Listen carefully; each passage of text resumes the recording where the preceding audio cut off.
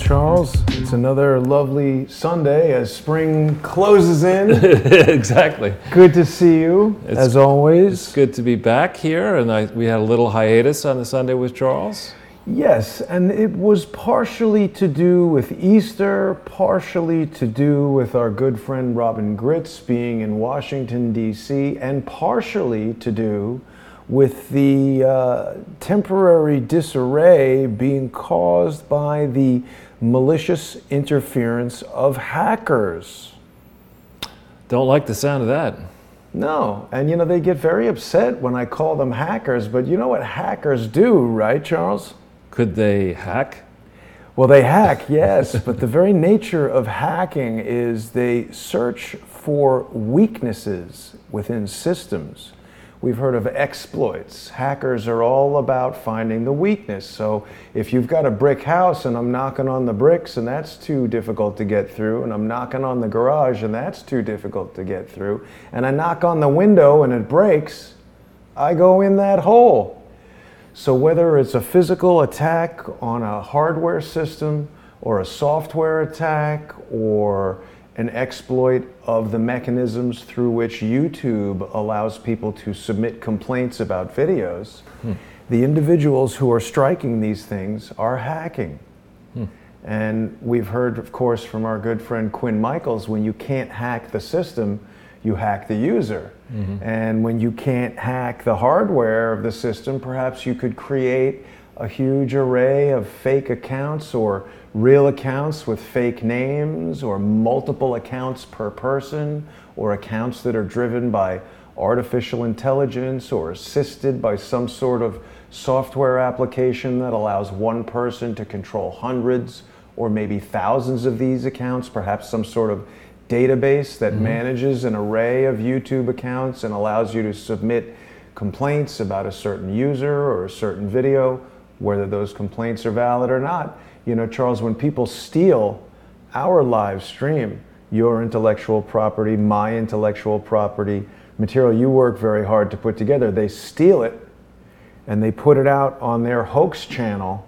They think that's okay. They think that's their freedom of speech as an anonymous hoax channel, not even representing who they are, not even making any valid criticism or commentary on what you and I say. Certainly someone could replay a portion of Sunday with Charles and make some additional commentary, or criticize what we say, or make fun of what we say, or augment what we say. That could be useful, but just stealing it and repurposing it, particularly on a monetized platform, is a no-no. Yeah, it doesn't seem right. I mean, I think that obviously Google and YouTube are gigantic corporations, and clearly there are a large number of videos out there and they can't get everything right.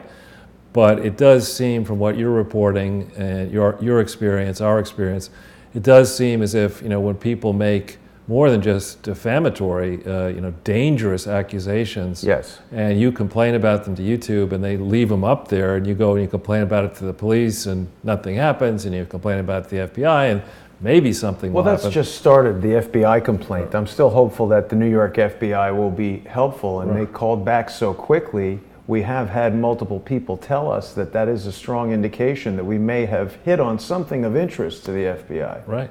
So, you know, it's just, I think, time to get this going in a better direction. There should be one set of standards in my mind for people who lodge a complaint form, identify themselves, and they say, I'm lodging this complaint for these reasons. Then, you know, Google comes to you, or somebody, YouTube comes to you and says, this complaint has been filed. You know, we don't know who this person is. Do you have a reaction to this? You guys try to resolve it, you know, as opposed to letting, creating this opportunity where anybody behind some fake name can lodge a spurious complaint. Right. That doesn't seem to be fair or right at all. And in fact, thinking about it, you know, I realize that Google has first mover advantage with YouTube, but there will come a moment in time where people will look at this and say, you know, if this is the way they're going to behave, on the heels of the way in which Facebook is behaving so arrogantly, and now maybe Twitter so arrogantly. Could be a backlash. A backlash against them, and an opportunity for new formats. Because as the technology, the cost of producing these videos drops, which it will continue to drop, and as the cost of storing everything that YouTube has to store is going to be high for them. It creates an opportunity for a new entrant. Yeah.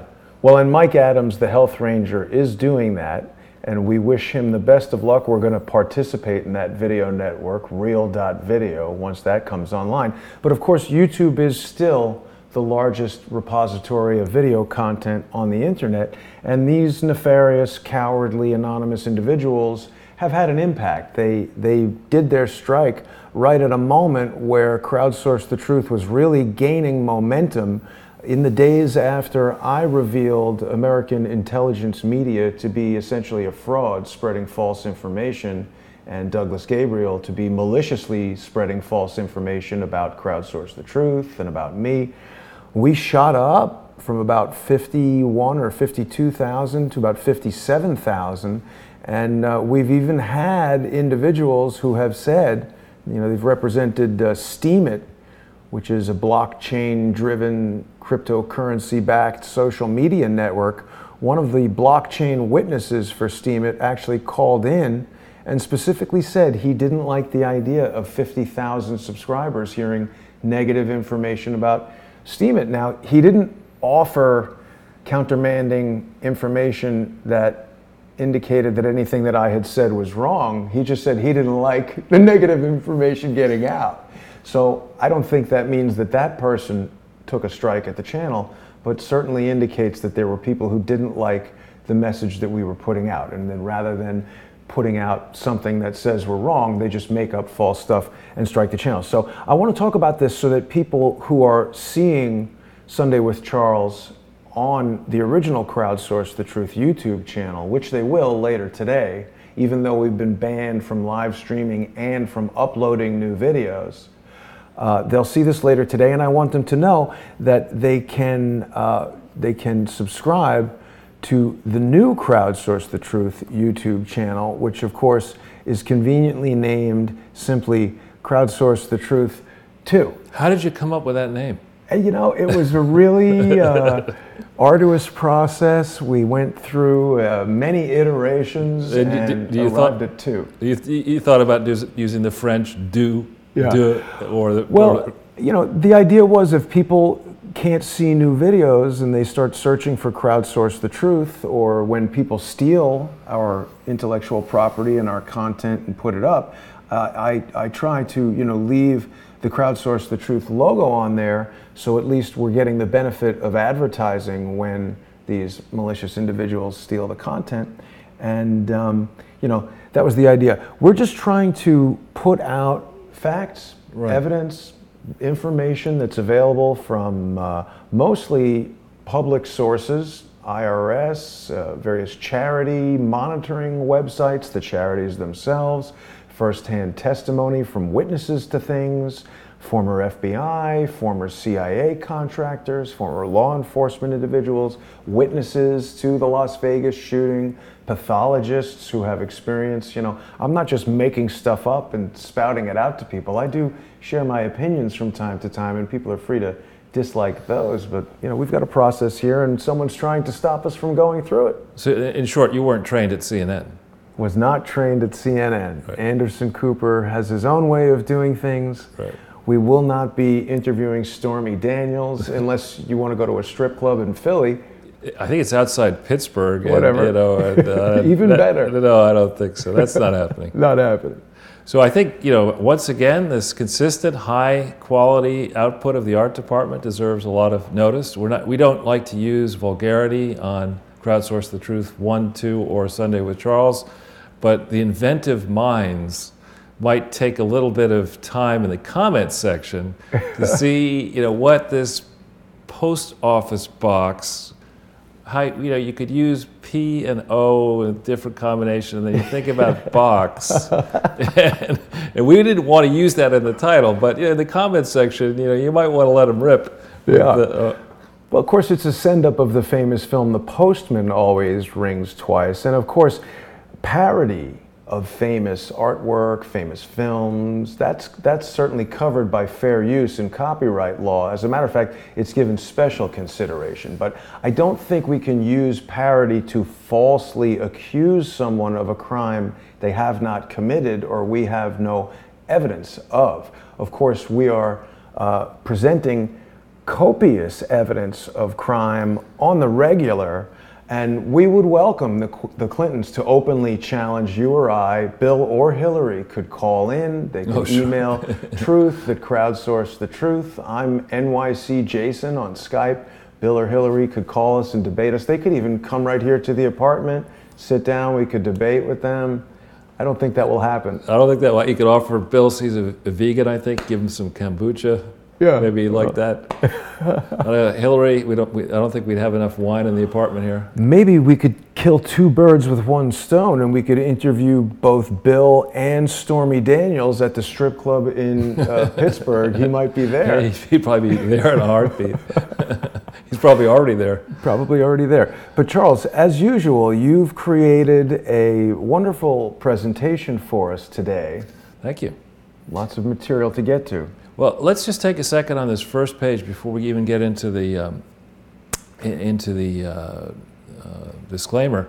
I have, and I'm sure we all have, had experience getting post office boxes. For a while, I had a property out in the country, and I didn't want to have my mail, half a mile away from the house on the road. So I organized a post office box, but it was just for personal use. And so there, it's kind of straightforward stuff. If you have a family, members of the family can send mail to that post office box. It's no biggie. But there's a big difference when you set up a corporation. Oh yeah. Because corporations, they can start out small and end up. Now the Clinton Foundation at one point had like 1,200, 2,000 people. You start sending mail to a corporate post office box. Yeah. There's special restrictions, and we're going to take people through that apply. Like what? Yeah, I'm curious to hear that because, Steam It seems to have a post office box and that's about it. Well, you have to, first of all, there are overarching rules with the post office. So the post office, postal fraud became a thing, a crime, in 1872, well before there was an IRS, right? Well before there were issues of charity fraud, stuff like that. So post office fraud has been a big issue. And there is something called the postal police. So yeah. When you go in and you say, you want to set something up as a company using a post office box, you got to present evidence to the post office that you are a company, that you are who you say you are. And more than that, you've got to, the modern rules are that if you have a post office box, you have to update your application. You have to renew it constantly. So if things change, you've got to tell the post office about those changes. And if more or fewer employees are allowed to use, you got to give the names. And there's really a complex process that the Clinton Foundation, of course, has not followed. Wow. And we're going to take people through that. So there's yet another weapon in our arsenal here. We've got the state attorneys general. We're tuning them up state by state, and we're going to put the pressure up on that. We've got the IRS already investigating. We've got multiple FBI offices investigating. We've got multiple foreign governments investigating. Yeah. And it seems only fair that we give the postal police something to do. That's right. And so I hope the postal police, I hope they're just as tough as that fake episode with Seinfeld, which really was very, very funny when somebody came after, I think it was Newman, it George? Right? Oh, Newman was somehow involved. Yeah, Newman was always fighting with and that's Zero Mostel's son, I did not know that. Yeah, Josh Mostel. I sold Zero Mostel a bike once when I was a kid. Wow. But anyway, back on point here. In that episode, the postal police come after George and Jerry for a missing library book or missing something. Oh, Mr. Bookman, right? Yeah, the library police. Well, it's interesting, Charles, because the Maine post office, actually, I think for the whole of the United States, is the Maine postal branch right there on 8th Avenue and 34th. I don't know about the whole United States. I think it is. It's the main, big, huge one. No. So they're organized zip code by zip code, and so it's very interesting here. There are all sorts of ways that you can cheat with a post office box. You can send instead of sending 2,000 letters and pay the stamp on each thing, you send a package to a post office box. All sorts of ways you can cheat. But we're going to show how the Clinton Foundation was fraud. This is a Latin phrase, ab initio, from the start. We're just going to focus here on 1997, 1998, a little bit on 1999, and we're going to explain how this Clinton Foundation has been exploiting lacks oversight in various places, starting in Little Rock, in Arkansas. But beyond that, once we take this, all the way through, tomorrow I'm going somewhere to review 6,000 pages of evidence that has been assembled on a lot of different states to discuss it with friends of mine who've been looking at this for months now. Wow. We're just focused, we're not going to go through 6,000 slides today, just 9.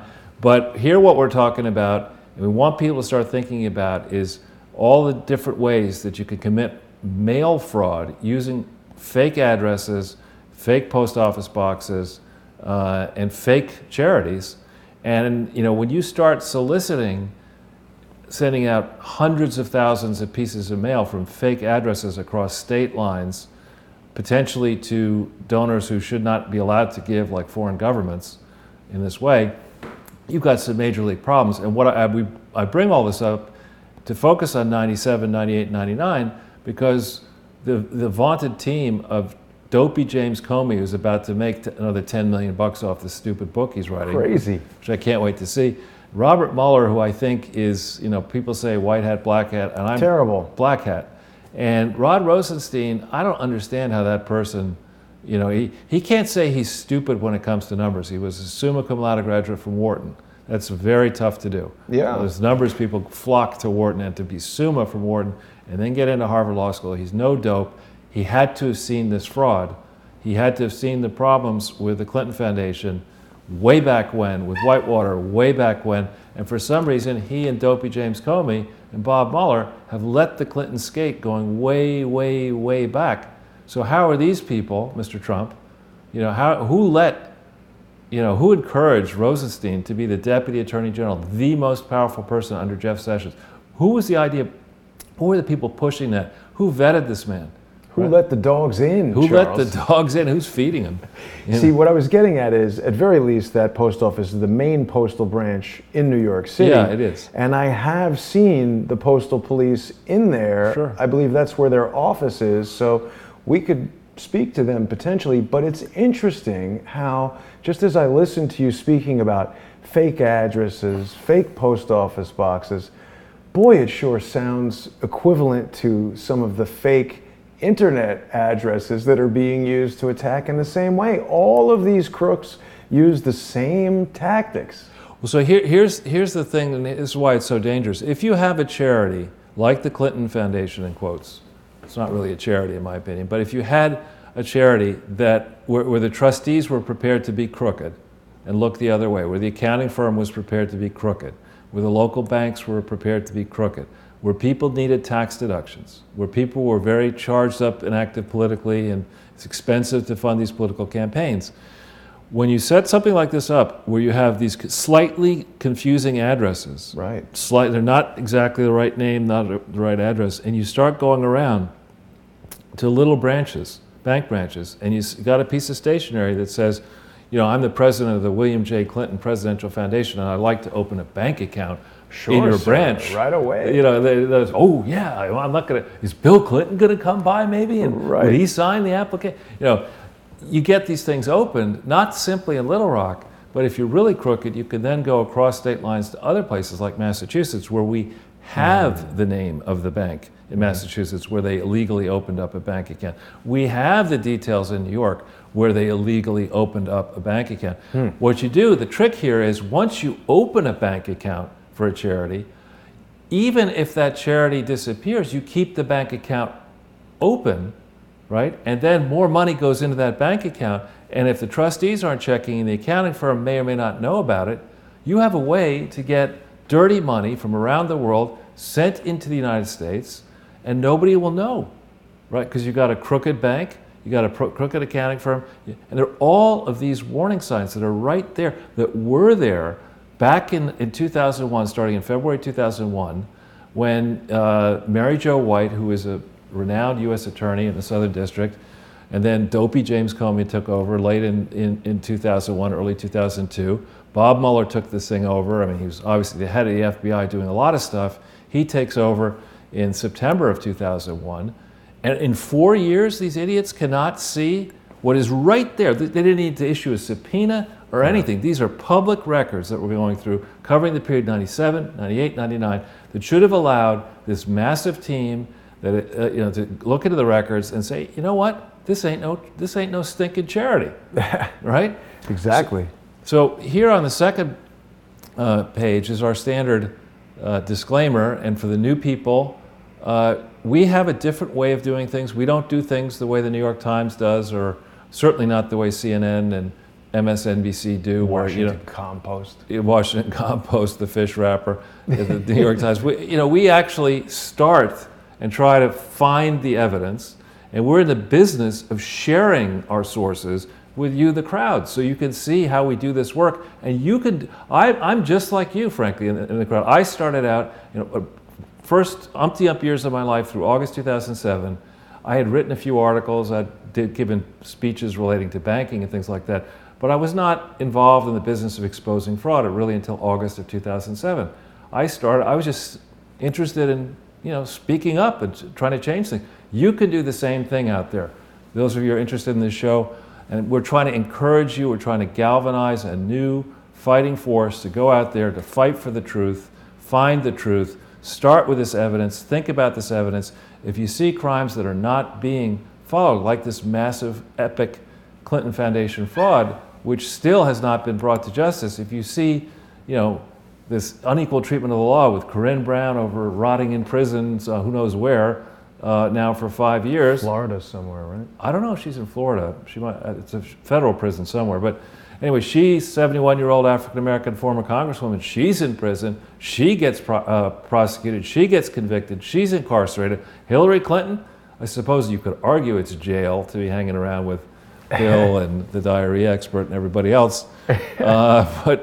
But I could think of a lot of people who could fill up the federal prisons if things were handled properly. That's right. Hopefully we'll get there.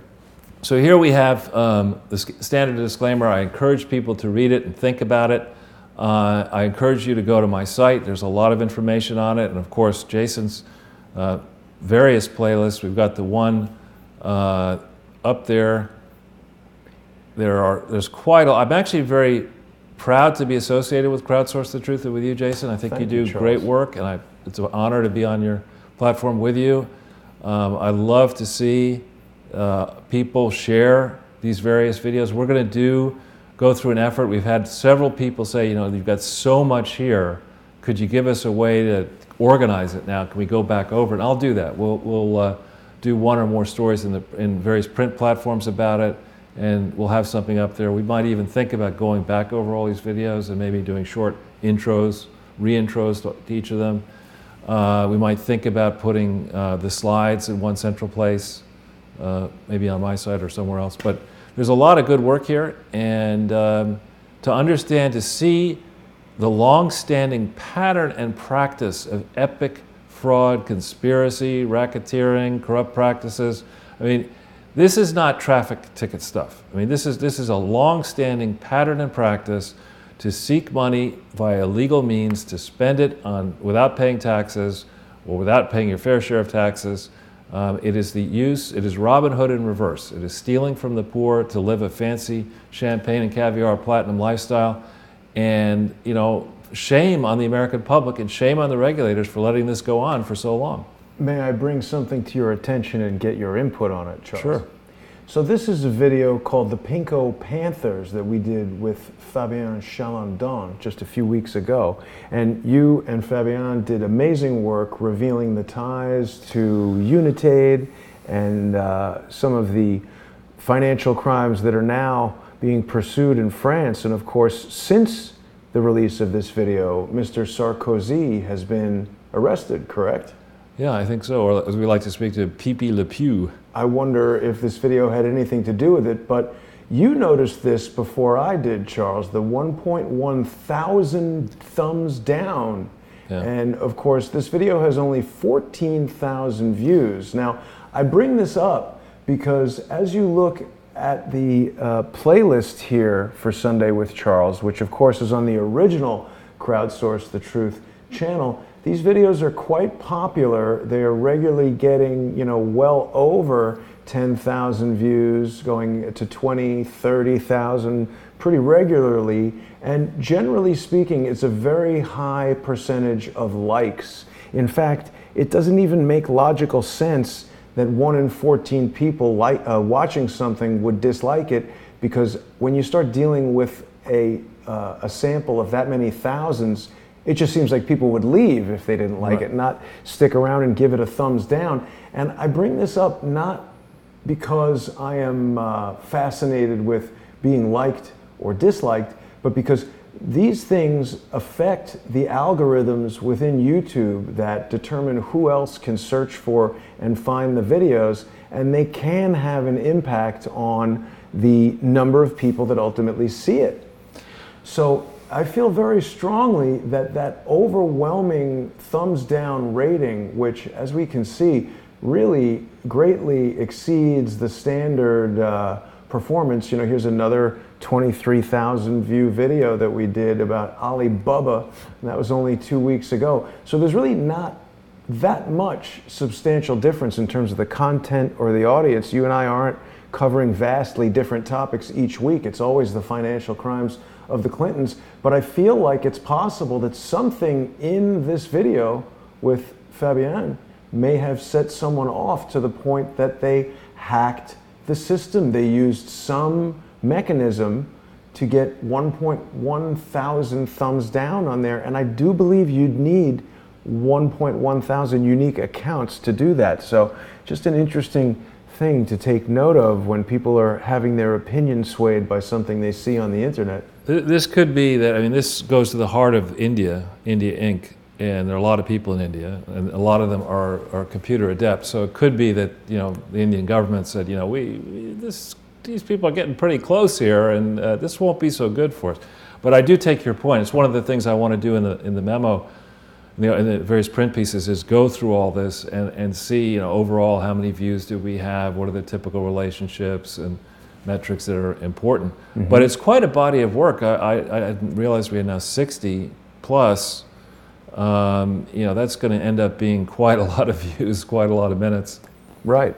And I would also say that the overall attack on Crowdsource the Truth was done at a very strategic moment. We had rapidly passed 50,000 regular subscribers. The message that was going out, whether it be your research about the Clinton Foundation and their associates and the international money laundering and the vast financial and other crimes that this evidence would indicate that they have done. That's just part of it. People were, by shutting down Crowdsource the Truth, they were suppressing the story coming out from Harmon Wilfred, America's first refugee, who will be with us, of course, tomorrow at 7 o'clock. They were suppressing the message from Robin Gritz, from all the other people that we have on this channel, Kevin Shipp, all the wonderful people that are bringing information forward about Vegas, etc. But I'm yapping too much, Charles. Let's get to let's go your back into the slides today. You're not yapping too much, but let's go to the slides here. If we go to the next page. Yes. And really, I think there was some breaking news that maybe we should cover right away.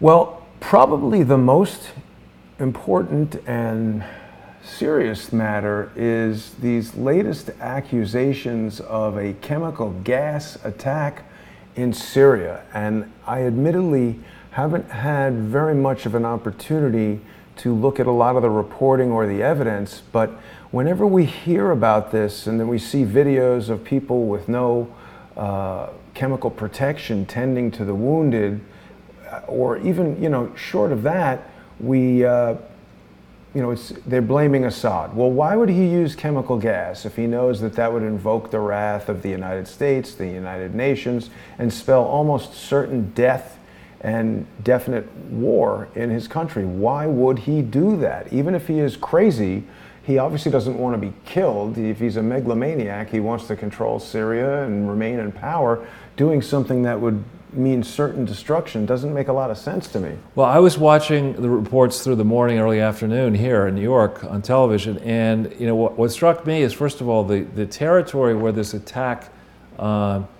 allegedly happened is controlled by radical forces fighting against Assad, Of course. who have their own axe to grind, of course, and they'd love to see Assad removed. Right. I am certainly not a medical expert, but this happened last year, and I spoke up on multiple platforms. If truly chemical weapons were used, then you would think that the people who are going to go in and try to wash this stuff off or get this stuff off the victims would not be exposed with no protective covering, which is what I saw. I mean, I saw, little kids being brought up to hoses and people with no even gloves on, just trying to get this stuff off.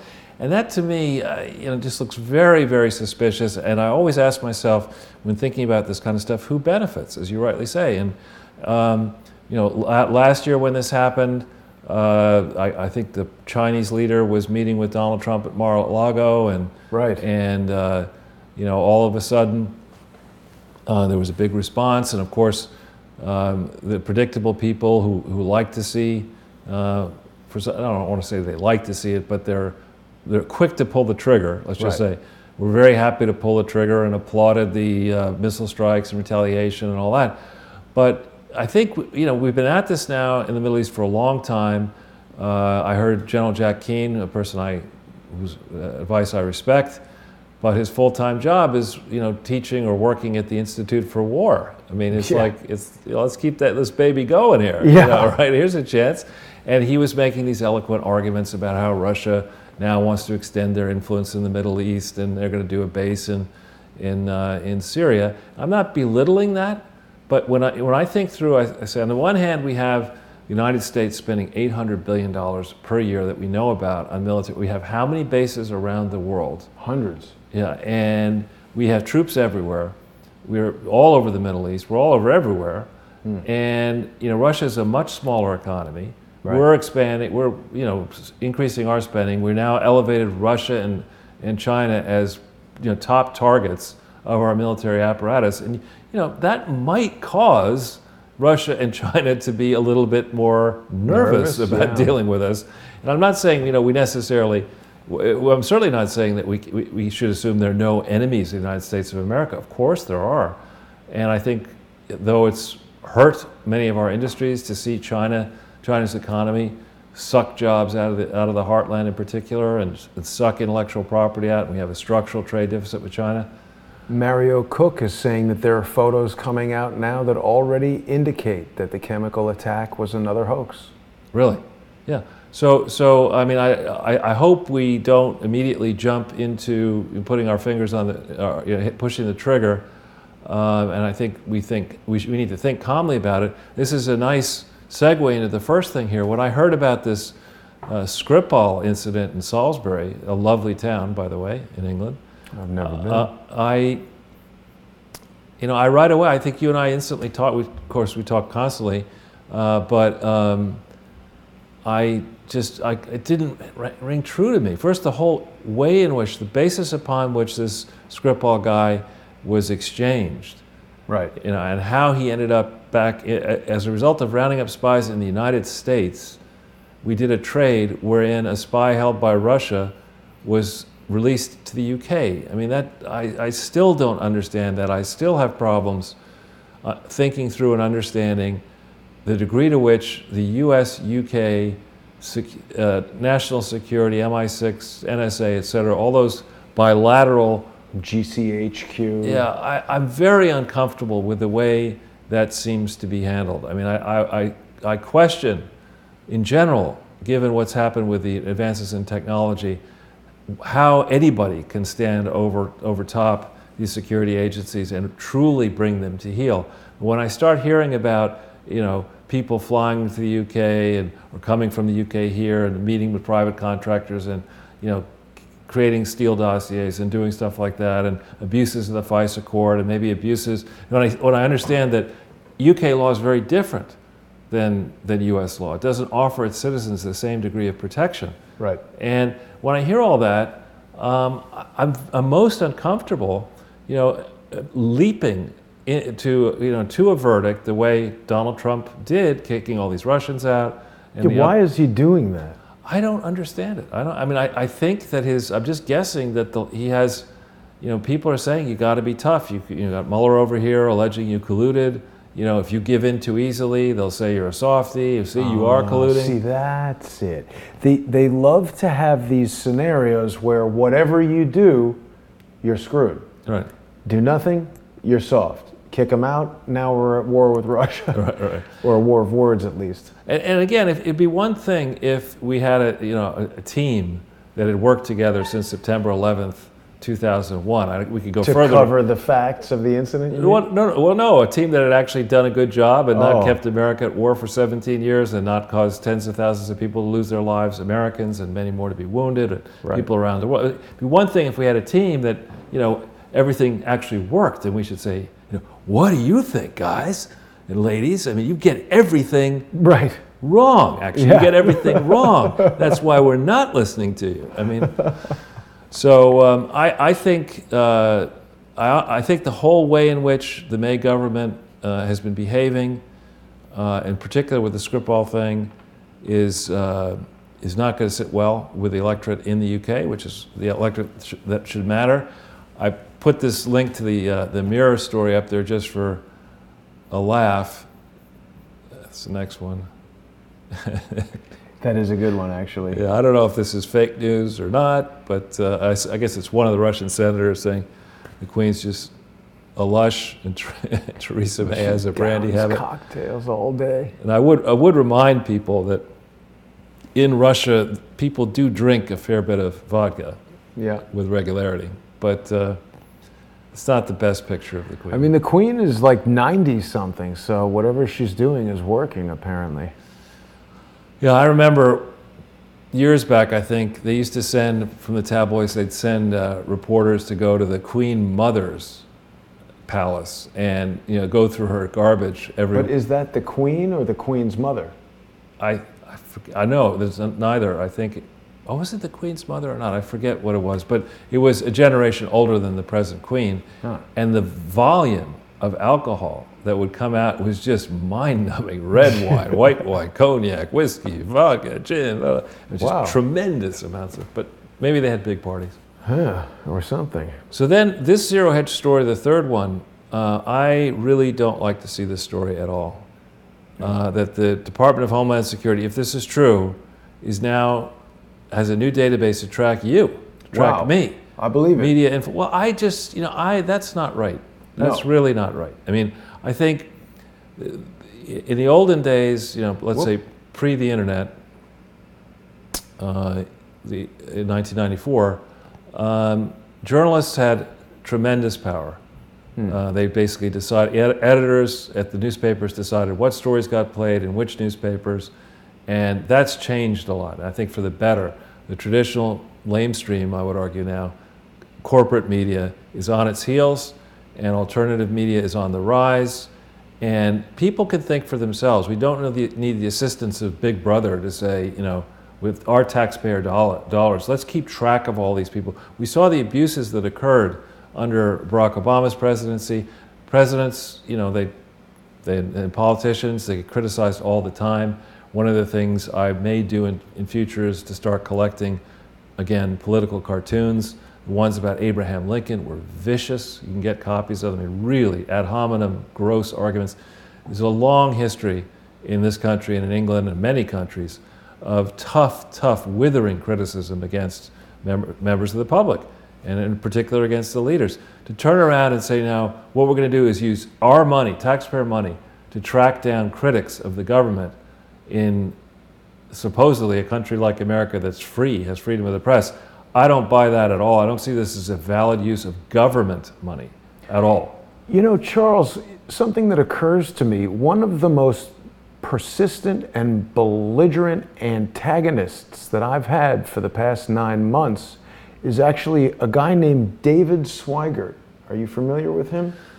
You've told me about him, yeah. George's brother, and by his own admission, he has been a Department of Homeland Security contractor, and he has been pivotal in pushing the false notion that at some point I called in a bomb threat.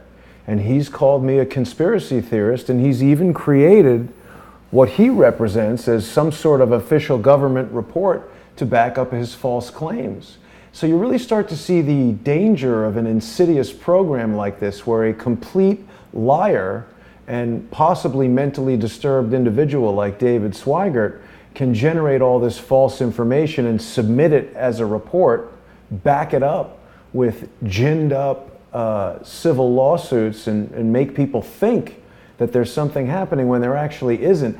This is actually very interesting that this Tyler Durden article should come out on April 7th of all days. And this article seems almost to be written about exactly what's happening to me. Interesting. Yeah. Well, he does. I forget his name, but I know his name, and he does great work. Actually, I know President Obama used to say it all the time, but in my case, it's true. It's the first thing I check in the morning, and sadly, it's the last thing I check before I go to sleep. But because there's so much good information, and again, they follow a very similar format to ours in that when they have a story like this, typically they have a link, multiple links to their sources, so you can check it out. And I love stories like this. And not every one of them is, obviously 100% perfect, but I always learn something checking Zero Hedge, and I would encourage members of the Crowdsource Truth community to do the same thing. It's an interesting story for sure. So if we go back, so this, before clicking on the Facebook story, when we think about what's been going on, let's say from 1995 forward, where with the advent of Craigslist, basically free personal ads, classified ads used to provide a lot of revenue to local newspapers. So first Craigslist decimated the local newspapers, and then, as I remember long ago, I recommended that for established brands, there's no real point in spending the amount of money that Coke or Pepsi spends on advertising, in my opinion, because you're not going to change my opinion. I love Coca-Cola. I'm never going to drink Pepsi.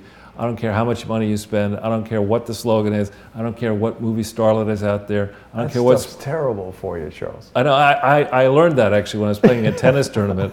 I wanted a Coke. I was in Bermuda as a 17-year-old playing a top national guy who was a very good player, and I wasn't up to his caliber, and we broke. And I said, I got to have something to drink. What do you want? I said, I'll have a Coke. He said, all right, but I'm going to show you why you don't want to drink Coke. And so he pours it out, and I'm ready. I want it. He says, give me the dirtiest coin that you have. Oh, yeah. And he stripped the... And just like in 10 seconds, I drank the Coke anyway because I was thirsty. But, but I drink Coke sparingly. But the point being that you're not going to change on certain things, preferences after a certain age, so why spend the money? So you think about that, and then you think about the degree to which it could be fake news, but the degree to which advertisers are allocating more and more of the percentage spend per year to to Twitter, to Google, to Facebook. Then you think about the power that those entities now have to basically decide if Zuckerberg happens to be a far left lunatic, he can then crush anybody who might want to use his platform. Yeah. And these companies are now phenomenally powerful. Yep. They have huge market shares. They have, they may or may not survive intact, given the arrogant statements that, in particular, that Sheryl Sandberg said with her interview with Dana Perino of Fox. She said something like, she was asked, what if I want to totally get off of Facebook, after having used it for a while? Sandberg said, well, that would be a paid product. You have to pay to stop having your own information used by Facebook to mine it for advertising revenue. I think that could well change. It should change. It's like New Jersey. You have to pay to leave. That's right. Yeah. So these big companies are basically massive donors to the very regulators who are now going to ask, in theory, tough questions in Congress. We'll see if that really happens.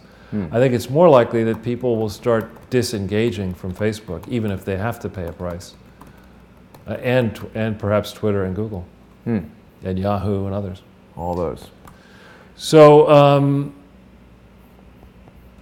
this is a very interesting thing. If we hit this one here, I happen to love Diamond and Silk. Just as comedic and yes. But now Facebook has said that Diamond and Silk are verboten. Really? And I think, that's just wrong. If this is true, I mean, it's just ridiculous. I mean, some of the most... I know they were big on YouTube, right? They're big on YouTube and Facebook and everywhere. But if we think about, the hue and cry, of all the people in the establishment left, standing up there and defending Katie Griffin or Kathy Griffin, holding the severed head of Donald Trump in parody, that's okay. But, making fun the way Diamond and Silk do of people of all ethnicity, all genders, all political persuasions, I think Americans and people around the world, we need to remember it's actually funny to laugh at yourself. You make mistakes from time to time. Right. Provided it's not vicious.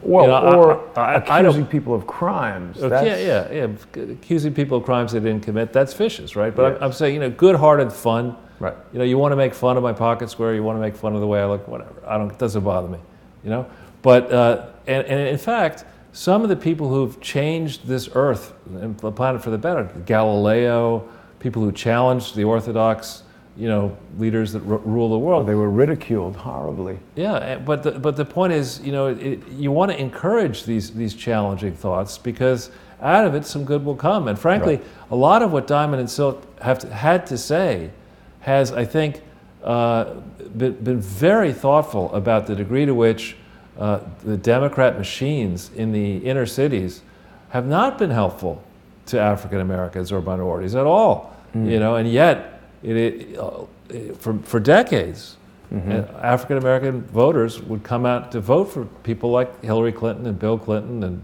Dick Durbin and people like that who have been atrocious. It's pretty sinister as well, Charles, when powerful voices in minority communities like this are suppressed, because Diamond and Silk have the ability to speak to an audience on a level that other personalities might not. So when Facebook or anyone tries to suppress them, it's sort of doubly bad than you or I. Right. Being white men who we're obviously horrible. Yeah, oh, sure. Yeah, we need to just go directly into the Hudson River and swim home. Right. Wherever we came from. But to Diamond and Silk, you're probably way too busy to want to come on our show. You have an open invitation anytime. Love to talk to you. That would really be great. Admire your work. Yeah. And sorry to see Facebook do this to you. We're going to stand up for you. Yeah, would be happy to do that. So if we go back in, now, this is, you're going to rarely see this is, Hell's Frozen Over edition of Sunday with Charles. It's quite rare for you to see me agreeing with Bill Maher. Sorry, I accidentally, sometimes that happens. It's okay. So he makes a very good point. Now, Laura Ingraham, I am not paid by LifeSet, though I write a lot of stuff now for them, and Laura Ingraham has some sort of business relationship with LifeSet. I like her work. I did not like to see what happened with this guy, David Hogg. Suddenly, you take a 17-year-old kid, he can say whatever he wants, as viciously as he wants to say it. You can't criticize him. If you criticize him, you lose your advertisers. There's your YouTube channel. Or your YouTube channel, or both. And that's just not right. And I want to apologize to Mike Lindell for last week, what I said about him. I noticed, actually, Mike, thank you for following me on Twitter. I noticed that, and I followed you back. And Jason, you were the one who brought to my attention, here's Mike. And it's testament to the degree to which your channel has grown, Jason. I mean, you have about the same, more or less, followers as this guy who's on television nonstop, radio, television, constantly. Yeah. But Mike, thank you for standing up and staying. Oh, he follows me as well. There you go. Give him a follow. Perhaps we'll order a pillow. What is the story? Well, we'll talk about that offline. But I'm not that familiar with MyPillow. Well, this is a guy who was in deep distress at one point. He was either crack addict or something like that. Ooh. He had started a business, got hooked on crack, and he's found his way back. And he's clean and sober now. He's a relentless advertiser and claims to have invented a pillow that's better than the standard pillow. But Mike, thanks for standing up for Laura, who's a good person. I hope her show on Monday will get a lot of attention. I've tried to do my part in a piece that I hope will come out any minute in American Thinker, putting the crosshairs literally on David Brock and his illegally organized Media Matters for America supposed charity, which is really a fake charity, coordinating with something that doesn't really exist lawfully, the Media Matters Action Network. Some details on that coming out in American Thinker. But I think you have another piece on Laura Ingraham that we might want to show. I didn't realize that. There you go. I didn't realize that Media Matters was a charity. I thought it was some sort of political action group. They're always, Cheryl Atkinson's book was pretty much all about them taking action and destroying people's reputation in the way that many people are trying to do to me. Yeah, so the way this works, you can, of course, do that as an individual if you want to get together and, run the risk of being sued or whatever. You could do that. Where it gets very dicey, and this is what my piece in American Thinker is about, when you want to be a charity, the first thing you have to be is an actual straight-up organization, which means if you want to be a corporation, you've got a non-for-profit corporation, you have to have articles of incorporation and bylaws and directors and minutes and process. And if you register in various places, you want to use a fundraiser, you've got to, before you solicit in many states, you've got to fill out all the paperwork. You can't use an unregistered solicitation agent. And if you want to engage in action, taking people down the way Brock regularly delights in doing, right. You got to do that through another organization, which is called a 501c4. And of course, they didn't register that in New York or anywhere else because that's the Clinton way, man. That's a pretty regular practice. Robert David Steele also doesn't register his charities and then goes and solicits $250,000 in the state of New York. A felony. Yeah, not just a felony, probably many felonies. Ooh, many felonies, Robert David Steele. Yeah, and so anyway, props to you, Mr. Lindell, and I'm sorry I took a shot at you last week, and thanks for standing by Laura Ingraham. Perhaps Mike would like to email truth@crowdsourcethetruth.org, and we could arrange a Skype call-in on a future sure, Sunday please do with that, Charles Mike. show and talk about his story. That would be very interesting, actually. Yeah. So please do that. So if we go back into the slides, yes. That's not it. There we go. Okay, we're all right. This one here,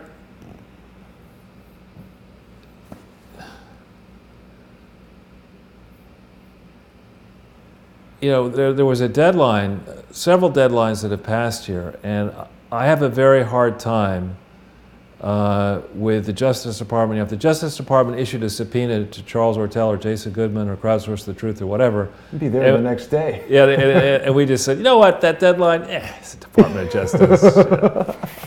But now here Congress, a co-equal branch of government, says, here's the subpoena, we want this, we want that, and Justice under Sessions, under somebody appointed, selected by Donald Trump, vetted by his people, is saying, no, we're not going to do that.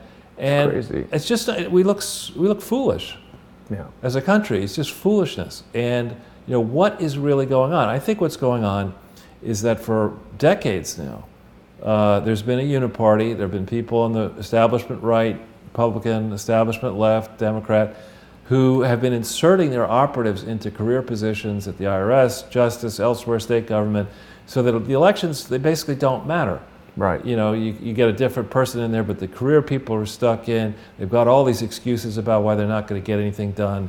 Many of them are unionized, and you can't fire them that easily. And so this, though, is a case where there have been, when I saw this in the very beginning, way back when, I said this is way worse than Watergate. Just my instincts.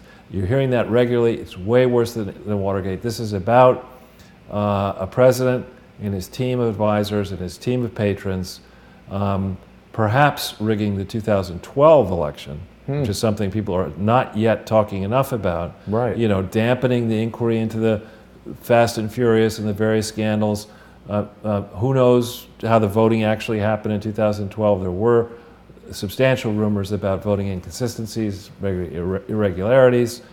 How much meddling happened in that cycle? And for certain, in the 2015-16 cycle, it made no sense to let Hillary Clinton be encouraged to rig the primaries the way she did with the superdelegates and the deals we know about so far. It made no sense for that to happen. That did happen.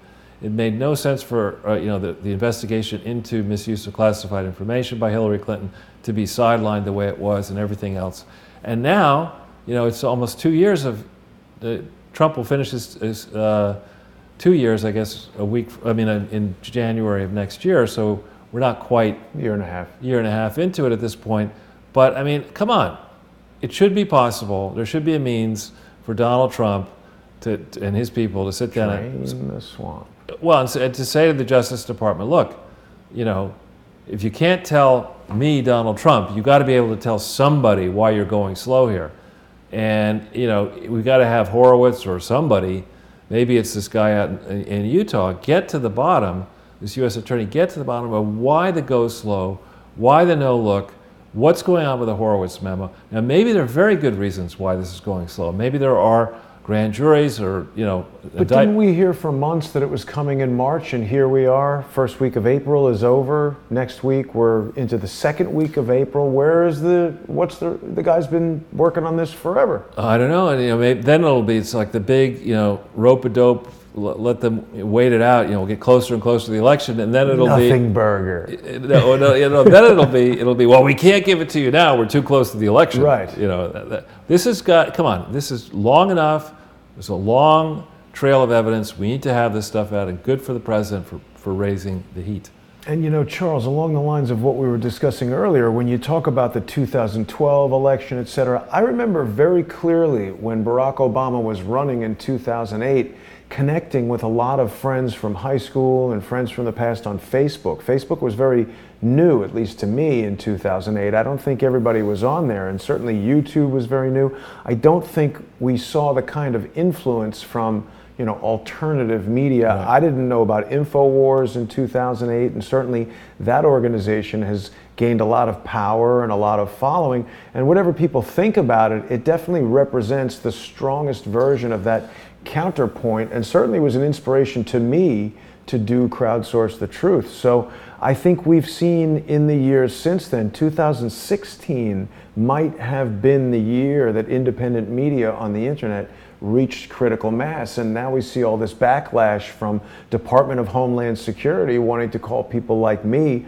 a conspiracy theorist and have lunatics like Dave Swigert write crazy reports that they can submit to whoever and think they're going to do something, but it's really just fiction that he's submitting or his own psychotic fantasies. Great. So if we could just go back to the slides. Yes.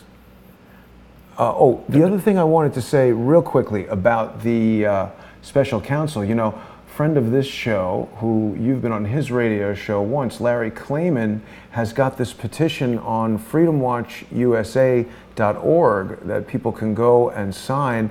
Larry has been trying to become the second special counsel, and I feel pretty confident that if we had Larry over there draining of the swamp, he's kind of like the roto-rooter of swamp draining, so maybe people might want to consider checking that out. Good. And then this tweet from Donald Trump is pretty amusing. This one here. Always good for a laugh. What do we got there? So the FBI closed the case on Hillary, which was a rigged investigation. They exonerated her even before they ever interviewed her. He should have put interviewed in quotes. And they never even put her under oath. And much more. So true, Jesse. Yeah, good shout out for look at the time Watersboro. on that tweet. What is the time? 4:27. Whoa, when does the guy sleep? I know. That's impressive. Was he up early or? Yeah. Staying I up would guess, unless these are done in advance and set different out. time zone or? No, he's in Washington D.C.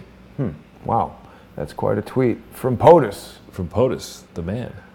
So we're over here somewhere. We're in the slides, I hope. Yeah, I'm trying a new method of trying to have those ready. What I really need is another screen so I can have this on one and the slides on another.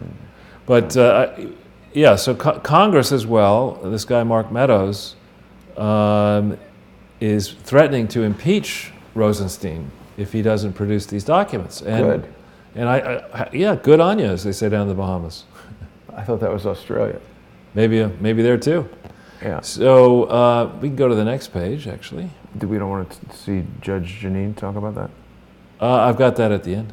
Okay. So we've been spending a lot of time, it won't be all that new to many of the crowdsourcers, but we've been spending a lot of time on the degree to which Rosenstein, Comey, and Mueller, in my opinion, and I think Jason's opinion, have dirty hands. And I did this piece, this first piece here, Life Set, PolyZ or whatever it's called now. Yeah, it's the next tab. Yeah.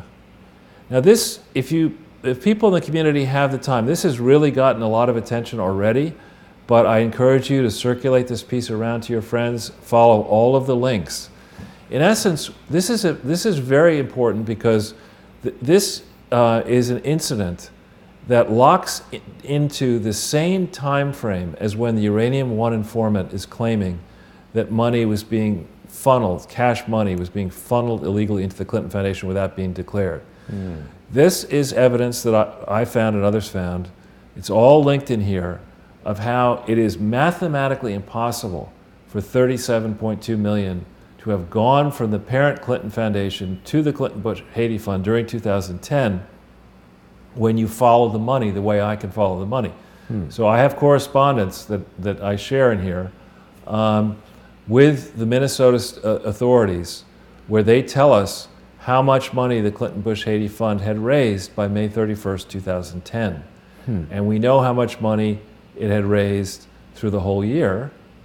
And we also know that the Clinton Foundation hadn't sent any money into the only office that existed for the Clinton Bush Haiti Fund, which was in Washington, D.C., because they claimed they sent $37.2 million to a post office box for the Clinton Bush Haiti Fund in Maryland, when no such office was registered, when no such bank, it's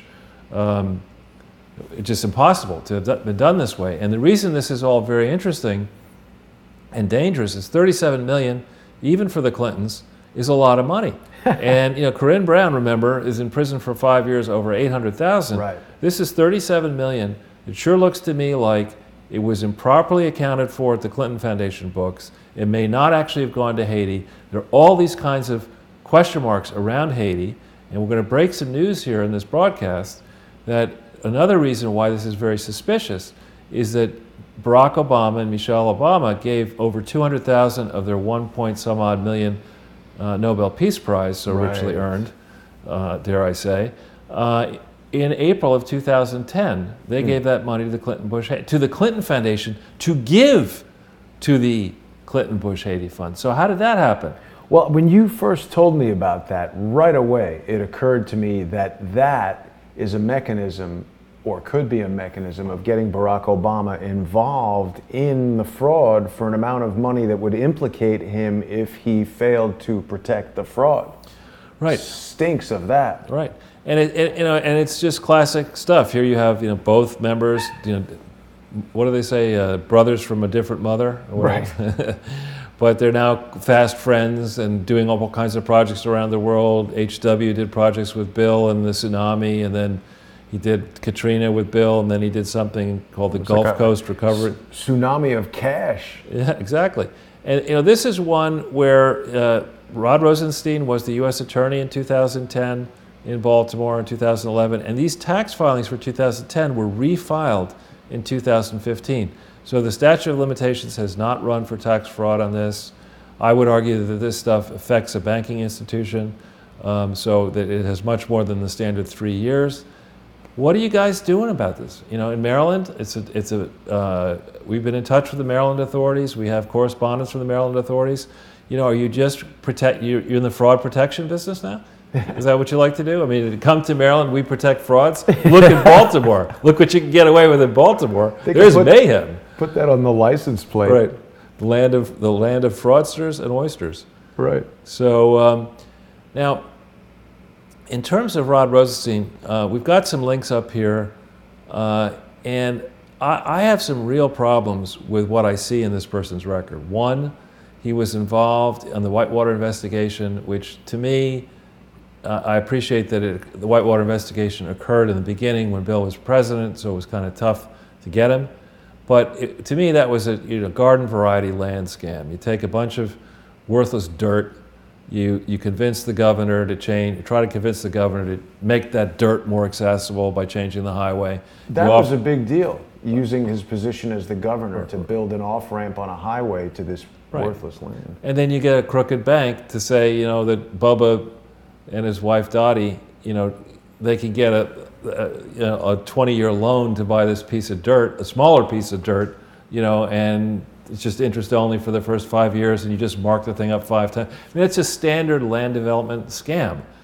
And people do that all across the world, but you shouldn't be doing that as the governor of the state, the attorney general. I mean, it was first, I guess, when he was governor. And you certainly shouldn't be obstructing the investigation of that. So when I see somebody as smart as Rod Rosenstein, summa cum laude graduate from Wharton, Harvard Law School graduate, on the team that couldn't see the obvious whitewater fraud, then on the team that couldn't see the obvious travel office fraud, right? Then on the team, he does such a good job missing fraud that they say, you know what? Why don't we put you into the Justice Department in charge of deciding who to get prosecuted for fraud? So from 2001 to 2005, when the Clinton Foundation frauds escalated from small beer stuff into this gigantic, sending adulterated possibly sending adulterated HIV drugs around the world, and international fraud, wire fraud, bank fraud, mail fraud, registration fraud, solicitation fraud, lying under oath, everywhere. This smart person with his team couldn't look at the obvious and say, I think there's a fraud here. Yeah. It just, you see him in that, then you see him move from that to the Ranboxy thing comes to light. That's something that's embarrassing to the Bush administration and to the Obama administration and to the Clintons. Nicolas Sarkozy.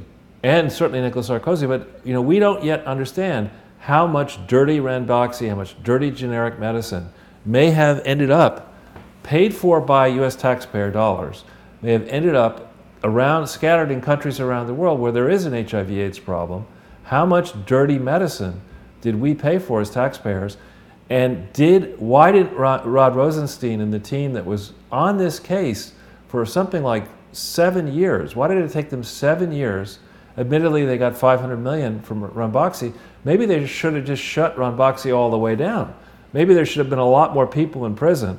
Maybe the Clinton Foundation fraud would have been known had Rod Rosenstein done the real good job that he should have done. And here's a guy, who was in that role at the same time missing the laureate, what I consider to be frauds. Well, he was very eager. Oh no, that was Schneiderman who went after Trump University. Right. So, and then he misses the Uranium One stuff. He misses this.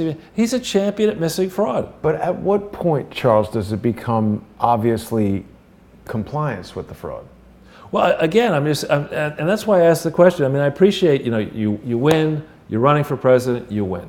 Maybe that's good news, maybe it's bad news. It's like, oh man, now I got to work. But anyway, so he wins. And you got these positions you got to fill. You say, well, I've got to put somebody into the Justice Department who's going to run the place. Who should I put in? Why don't I put somebody in who is proven to be incompetent at spotting fraud? Right. That's the best. Who was putting this guy forward? Who was pushing this guy on Trump? I can forgive the Trump administration in the early heady period when everything's flying at them all at once. They're new to running the government. But who pushed for Rosenstein? Who's protecting Rosenstein? Why is that guy still on this case at all? In my view, as I say in the piece, I think he's either a witness, in the Clinton Foundation fraud, or maybe even a subject in the Clinton Foundation fraud. And I think it's the crowdsource of the truth community. We need to step up, stand up, talk about this, circulate this. I think we're seeing, at least I'm seeing in the retweeting and the traffic, that there are a lot of people focused on this. There are going to be some big pieces coming out this week, raising the temperature even higher. Good. We need that temperature to go up because it's been freezing here in New York lately. Yeah, exactly, in the spring. Yeah. Okay, so back to... Oh. This is just to show it's not simply right-wing talking points here. The left-wing Los Angeles Times has noticed some of this. You can go back into the slides and we'll rush along here. Oh, sorry, I just want to show the LA Times. It's okay. And let's not, I think I made the Rosenstein points. We can go to the Sydney Powell is a wonderful human being. This book we promote from time to time. It really, it's odd. Look, it's all 5-star reviews, which I think is great. None of them from Hillary. Yeah. See, that makes sense. That it's heavily weighted towards 5 stars. Everybody likes it. With Hillary, it would be upside down and still get 5 all here, and she get a 5-star. But if we go down, let's just see if there are any interesting reviews. Sure.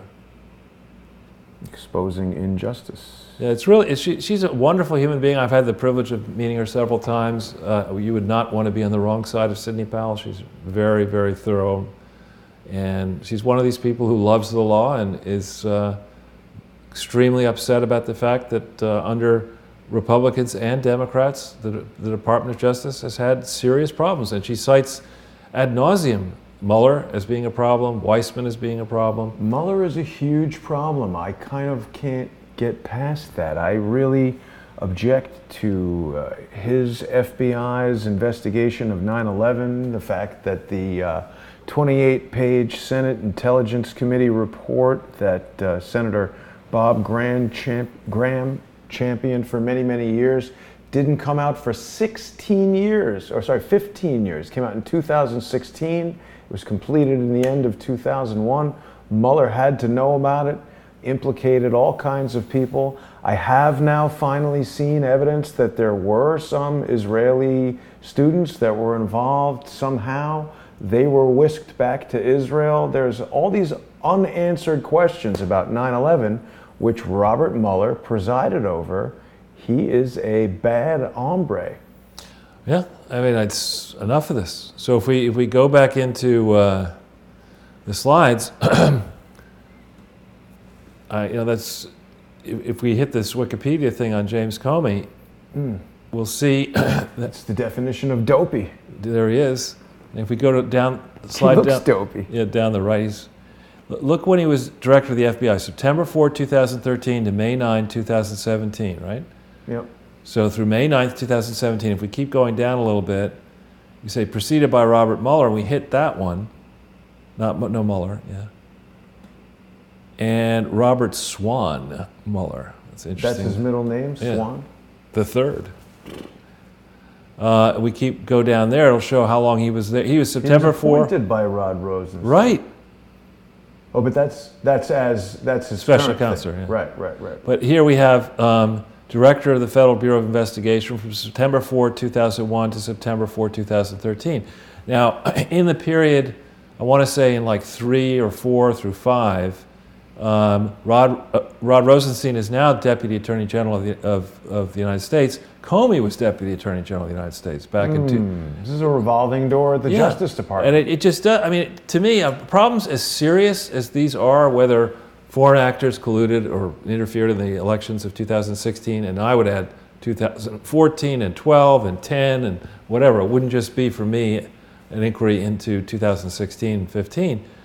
These are serious questions that should be asked and answered by serious people, not by people who, even if, let's say, by some miracle, Mueller issues his report and says, you know what? Barack Obama, Valerie Jarrett, Joe Biden, and their families, and Hillary Clinton, they're all going, Corinne Brown, we're releasing you from prison, and the whole kit and caboodle of all the people that we've been chasing for a long time, you're going to break rocks up in mosquito-infested, fly-infested Alaska for the 1 month a year in that prison where it's warm, and then you're going to make ice cubes for the balance. Even if he did that, because of all these conflicts, people are going to say, was this really a straight analysis here? And I think that's, at root, a very serious set of problems that has to be addressed imminently. Absolutely. I think they should take those people and put them into the underground prison that Harmon Wilfred had to stay in for 4 months to see how they like that. Yeah, I'd send them to the same one in Cairo, which I walked over one day. There's an underground prison in Cairo? Downtown Cairo. You can hear the people yelling out from the manhole covers. That was back in 1975. Wow. And it wasn't air conditioned. I wouldn't think so, but I guess that's a deterrent to crime if you ever wanted one. Yeah. And so, how could the FBI, you tell me there's nobody in the FBI who saw all these problems. Here's a story from 2016 alleging that there were 150 agents looking at the Clinton email probe. How could none of these people have asked the question, you know, we got this secret server and these secret devices. You know, how did Hillary Clinton and her team, where are the records in the State Department? Bleach pit. Yeah, well, no, but there's got to be some records. I mean, in the old days, you know, well, there have to be duplicate, triplicate, you know, the way the government works. You can't just have one record. She couldn't have gotten to every single record. You know, if you have 150 agents looking at things, there have to be files here. And it just doesn't make any sense to me that we would spend, as we do, $6 trillion a year on government, all levels, and have, you know, a system that would appear to be so easily gamed. Well, there's a lot of that going around, Charles. People like to game systems. Yeah. I mean, and that's the look of somebody who just thinks that we're all equal. She's not arrogant, not in the slightest. You know, she rigged the election. She helped launder billions of dollars around the world, has created wars and destruction and misery all around the world. But at this point, what difference does it make anyhow? That's a good one.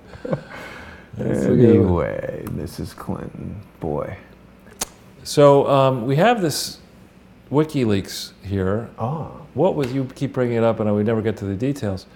Here's this cable of Robert Mueller delivering highly enriched stolen uranium to Russia in 2009. Now, I really want to understand that one. First, where did this stolen uranium come from? Yes. You know, is this uranium one informant stuff? And, you know, why did it fall to Robert Mueller to bring it to Russia? Mueller. Whoops. What just happened? I don't know what happened. Let's see if we can get that back. There we go. Uranium is a very dangerous substance, right, Charles? It's radioactive. We've in the past received information that it might have been illegally transported. Its depleted form might have been illegally transported on Maersk vessels. That came to us from a retired military source and was corroborated by a news article, I think in the Atlantic, that a Maersk vessel had run aground in Sri Lanka or Bangladesh, might have been Bangladesh, where the government detected dangerous levels of radiation there. So a lot of reason to be cautious if you even have a suspicion that uranium might be present somewhere where the proper safety protocols aren't in place. If they are not in place, that is, it's important to alert the proper authorities to make sure that that's not incorrect or possibly a danger to the public. Yeah, so these are taken from the, I think, the Secretary of State or State Department cables. But a timeline needs to be put together here, not treating the uranium-1 matter as a separate investigation, not treating Anna Chapman as a separate thing and the Clinton Foundation as a separate thing. It's all one thing. And, you know, we need to go through, we pay a lot of money as Americans for our government. We're not getting what we deserve. We need answers here. There's obvious corruption. People are trying to cover it up, and it's time to uncover it. It's trying to let the American people understand what was done behind our backs. We're all, you know, none of these captains of government, you know, are that much smarter than the average man in the street. And it's time for us to know the truth. It's for the truth to be crowdsourced and fully exposed. Now, Charles, just so people know what we're looking at here, this is from a WikiLeaks release of diplomatic cables, right? Right. And this has never been denied. This is authentic material where the FSB, which is obviously the Russian agency that replaced the KGB, this is like the federal whatever, is clearing with the Russian Ministry of Aviation a flight with Robert Mueller and uranium. And this is on September 21st, 2009. Okay, now September 21st happens to be 3 days before, or no, 8 days before the Clinton Health Access Initiative was created on the 29th of September 2009. So he's messing around, Mueller personally is messing around with uranium, delivering it to Russia. We have this uranium-1 informant. We have a stalled investigation into uranium-1. We have an illegal reorganization of the Clinton Foundation going on. We have a lot of very smart people in the FBI who must have seen all this stuff, must have been aware of all these crazy trips and agreements the Clinton Foundation was entering into around the world, yet nothing happened. It's almost as if the Clintons were given a prospective get out of jail free card. Maybe that's what happens when you get a small pension, a couple $100,000, but the big deal is that you can break any laws you want as a former president. You can do what you want. There's money to be made if you're in that business. Yeah, you're a protected criminal. I've thought often about the saying that crime doesn't pay, and I think that's wrong. It would have gone out of business long ago if that were true. That was so last millennium. Yeah. So, and then on this final link on the page, now we're going to get into the foundation stuff, but the papers that were on the Anna Chapman matter, first dribbling out of the papers, occurred before the 2012 election. This is quite interesting to me. They were dribbled out on Halloween 2011, suggesting to me that there are elements within the FBI who didn't like what happened there with that exchange, the unequal exchange, where we got far less in the way of Americans back for the many spies we let out of this country. And I really, this just sticks in my craw. I don't understand why it took so long to round the spy ring up. I don't understand why the spies weren't debriefed. I don't understand why we rushed them quickly back to Russia. I don't understand why Skripal was released not to us but to the UK. And I think, enough of this. We need to know really what was happening here. And it's now 7 years, 7 years later, almost. We could take the truth and let's hear it. What happened? Not this kind of what happened, like really what happened. The real what happened, the real deal of what happened. Yeah, from the Real Deal University. So I think, when people now reflect on this, people who have the time to think about these many scandals, they understand the rot runs deep. So now I want to take you through, this is a very simple and quick way to say that the Clinton Foundation is a hopeless fraud. And let me explain this to you. A charity cannot be an individual. It cannot be a collection of individuals, what's called a formless aggregation. It has to be an actual entity, separate and apart from the individual. So it has to be an association, a trust, or a corporation. In the case of the Clinton Foundation, they claimed that this thing was an actual nonprofit corporation. To be a validly constructed nonprofit corporation, you start by following the laws of the state in which you were incorporated, which are the lawless state of Arkansas. So they actually do have a great law called the Nonprofit Corporation Act of 1993, which is very explicit and lays out. We've provided links to the way in which the laws that are followed or should be followed in Arkansas. And we don't need to hit that link quite yet on the blue one there on the right, but that is a pathway to the application or portions of the application that was tendered into the IRS on the 23rd of December 1997. But the question is, did they actually create an organization on October 23, 1997? Just because your lawyers signed papers doesn't mean that the actual real directors that were Skip Rutherford, David Pryor, and Ann Jordan, Vernon Jordan's wife, doesn't mean that they came together by October 23, 1997 and actually held a board meeting where they adopted the Articles of Incorporation, amended them with their signatures, considered issues, opened bank accounts, applied for an employer identification number so they could employ people and comply with other things. Doesn't mean they did all that on October 23, 1997. And indeed, in step 2, there's no proof that I've been able to see that they actually did that. But magically, before the 23rd of December, 1997, they were able to obtain a post office box. Now, the only way you can do that as a corporation is if you say to the post office, hey, I'm a corporation. I've done the work that you're supposed to do. But I don't think they did that work. In addition, in Arkansas, you have to file, it's not just federal paperwork you have to file state paperwork. We found no evidence that the required tax and other forms that needed to be filed in Arkansas were in fact filed promptly after October 23, 1997. So there is a set of bylaws, again, it's, I think, unsigned from memory, on the 23rd of December 1997. Now, bylaws are not the controlling legal document when it comes, I'm told by lawyers, when it comes to a corporation, a charity. It's the articles of incorporation that matter the most. Bylaws are sort of like rules for running the place. They have to comply with the relevant statutes in the state.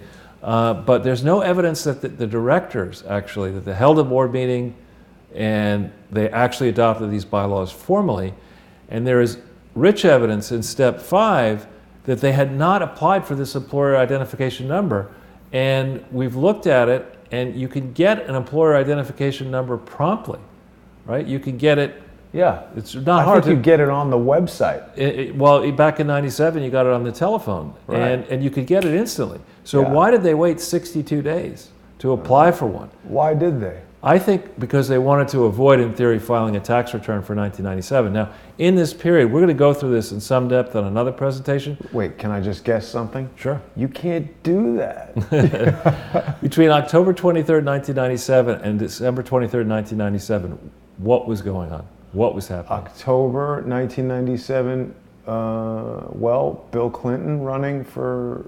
Monica Lewinsky was, making noises. Buying Maybe a lot I'll of lip cooperate. gloss. Yeah, maybe I'll cooperate. Maybe I won't cooperate. Getting people were being interviewed.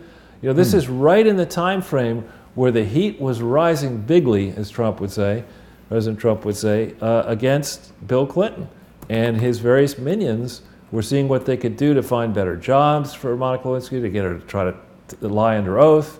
This is exactly the same time frame when we're doing all this, right? So they put in an estimate of how the thing would perform for the last 8 days of 1997 in that blue link in the upper right. And it shows, don't go to the link, it shows $10,000 of revenue for 1997, of incoming contributions in 1997. So you're making an estimate, you're that done, you got 8 days left of the year, and you put your application in. It's a lengthy amount of work. Somebody spent a lot of time on this.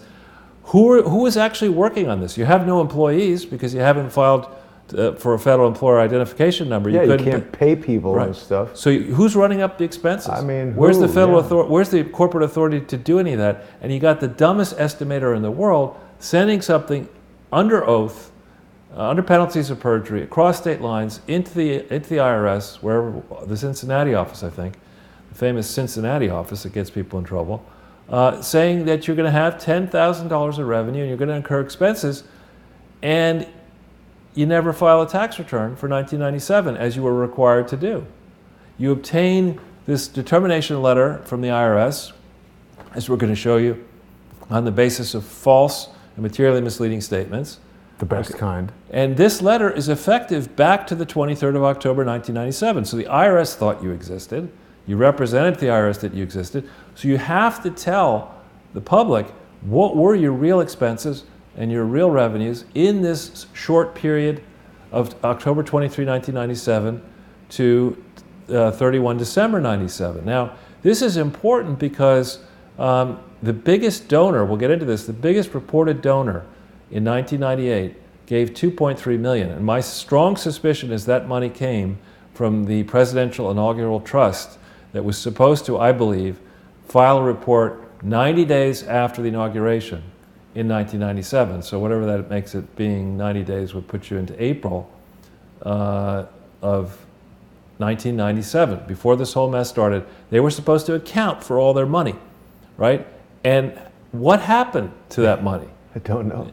Well, my suspicion is that, maybe not all of it was dispersed the way it was supposed to. Maybe some went off into the wilderness, and these with the Chardonnay, and with the Energizer or whoever her predecessor was, and so this is stuff that had I been on a team with the FBI, rather than calling new witnesses, I'd say, what's in our files?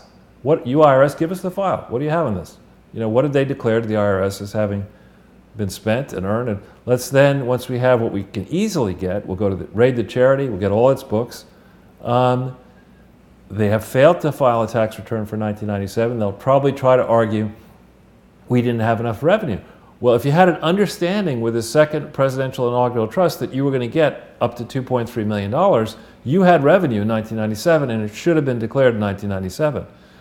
So the other thing that happened in this time frame is that they had to shut down the first presidential expense trust by December 30th, 1997.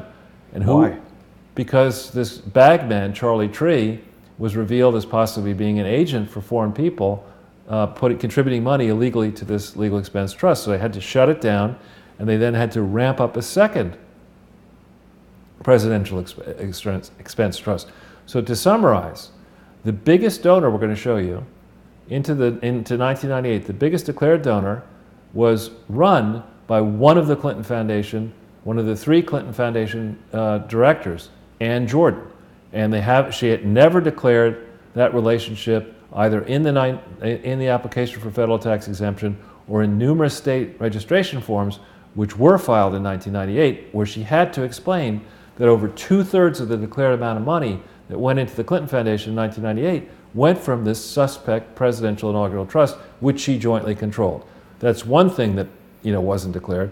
The second thing that wasn't declared is that David Pryor, the other director, was the person who was chairing this thing, and he didn't declare that in the application for federal tax exemption, in applications for state tax exemptions.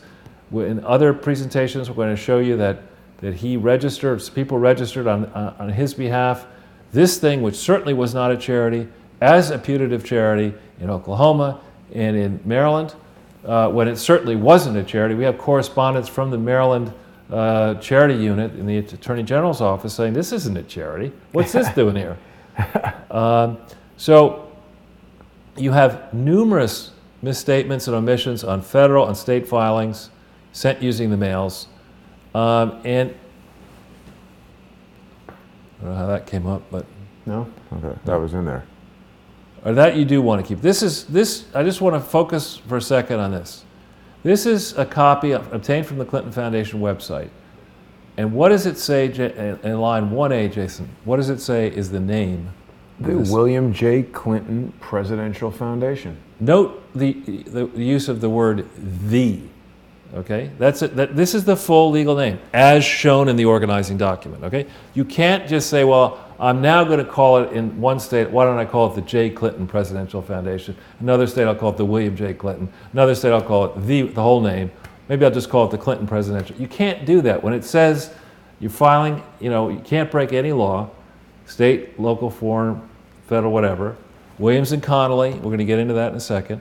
You notice the address they cite is this post office box. This form is dated and signed under penalties of perjury 23 December 1997. How did it obtain this post office box without a federal employer identification number? How did it do that? How did it transact business for 62 days from October 23, 1997 until they filed this form? How did they do that?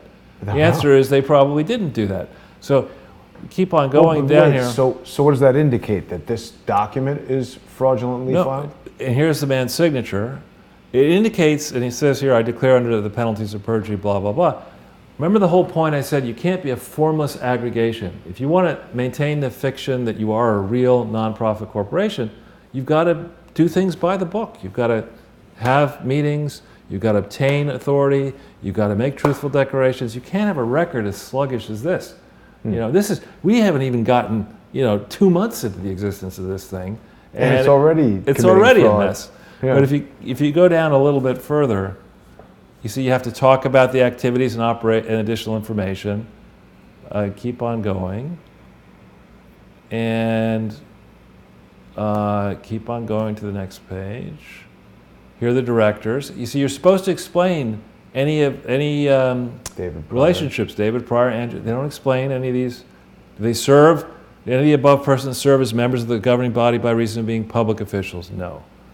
How about are they insiders? The answer is they are. Actually, I would argue. What does that mean? They work for? Well, that organizations to which they have ties are doing business with the Clinton Foundation. Got it. And then, is it controlled by anybody else? No. Now look here, 6. Does or will the organization directly or indirectly engage in any of the following transactions with any political organization? Let's just think about political organizations. Hillary Clinton's senatorial campaign, Democratic National Committee, Presidential Expense Trust, inaugural committee. No, we don't, even though we do, right? So if we go back into the slide, we actually go to the next page. All right, we've covered some of this. In red, it's very important to focus on the use of the word "the" in the name. That is the real name of this thing. You can't use a different name when you're registering across state lines in various organizations. I would argue that address, the Post Office Box 1104, is a fake address. Not even a post office Well, box? I think they had it, but I don't think I question who obtained it. If Skip Rutherford, the president of the foundation, obtained it using his personal Social Security number, then there's a problem. See, I think you and I sometimes use the word fake in the same way. It could be a real post office box that's actually a tangible post office box, but it represents something other than what they want you to think. Right. And the problem with that is when you obtain one of these post office boxes, you've got to keep the post office up to date about changes in your organization as time passes, and of course they didn't do that. What about a post office box at a private company? Like they have, mailboxes, etc., and Postbox USA and all these private companies. Do they have the same rules? Are they the post office, or it's not a... I don't know. They have a different set of rules. I don't know how similar they may be, but if you got a post office box at the actual United States Post Office... You're in trouble. Right. It's a federal thing. You're in big trouble. Right. Now, we skipped over, we covered this idea of spending 62 days without an EIN. That's a problem. The activity codes that they listed, you'll see what they said. 061, a library. 062, an historical site, records or reenactment. And 124, study and research, non-scientific. Okay? That's what they're approved to do. Okay? Those three things. If we go back into, here's the instructions to be really, well, I hate to use the word, but to be anal about it, that's the actual set of forms that they should have been following when we get this link up. This is the one, you see here, revised April 1996. If we go to the last page,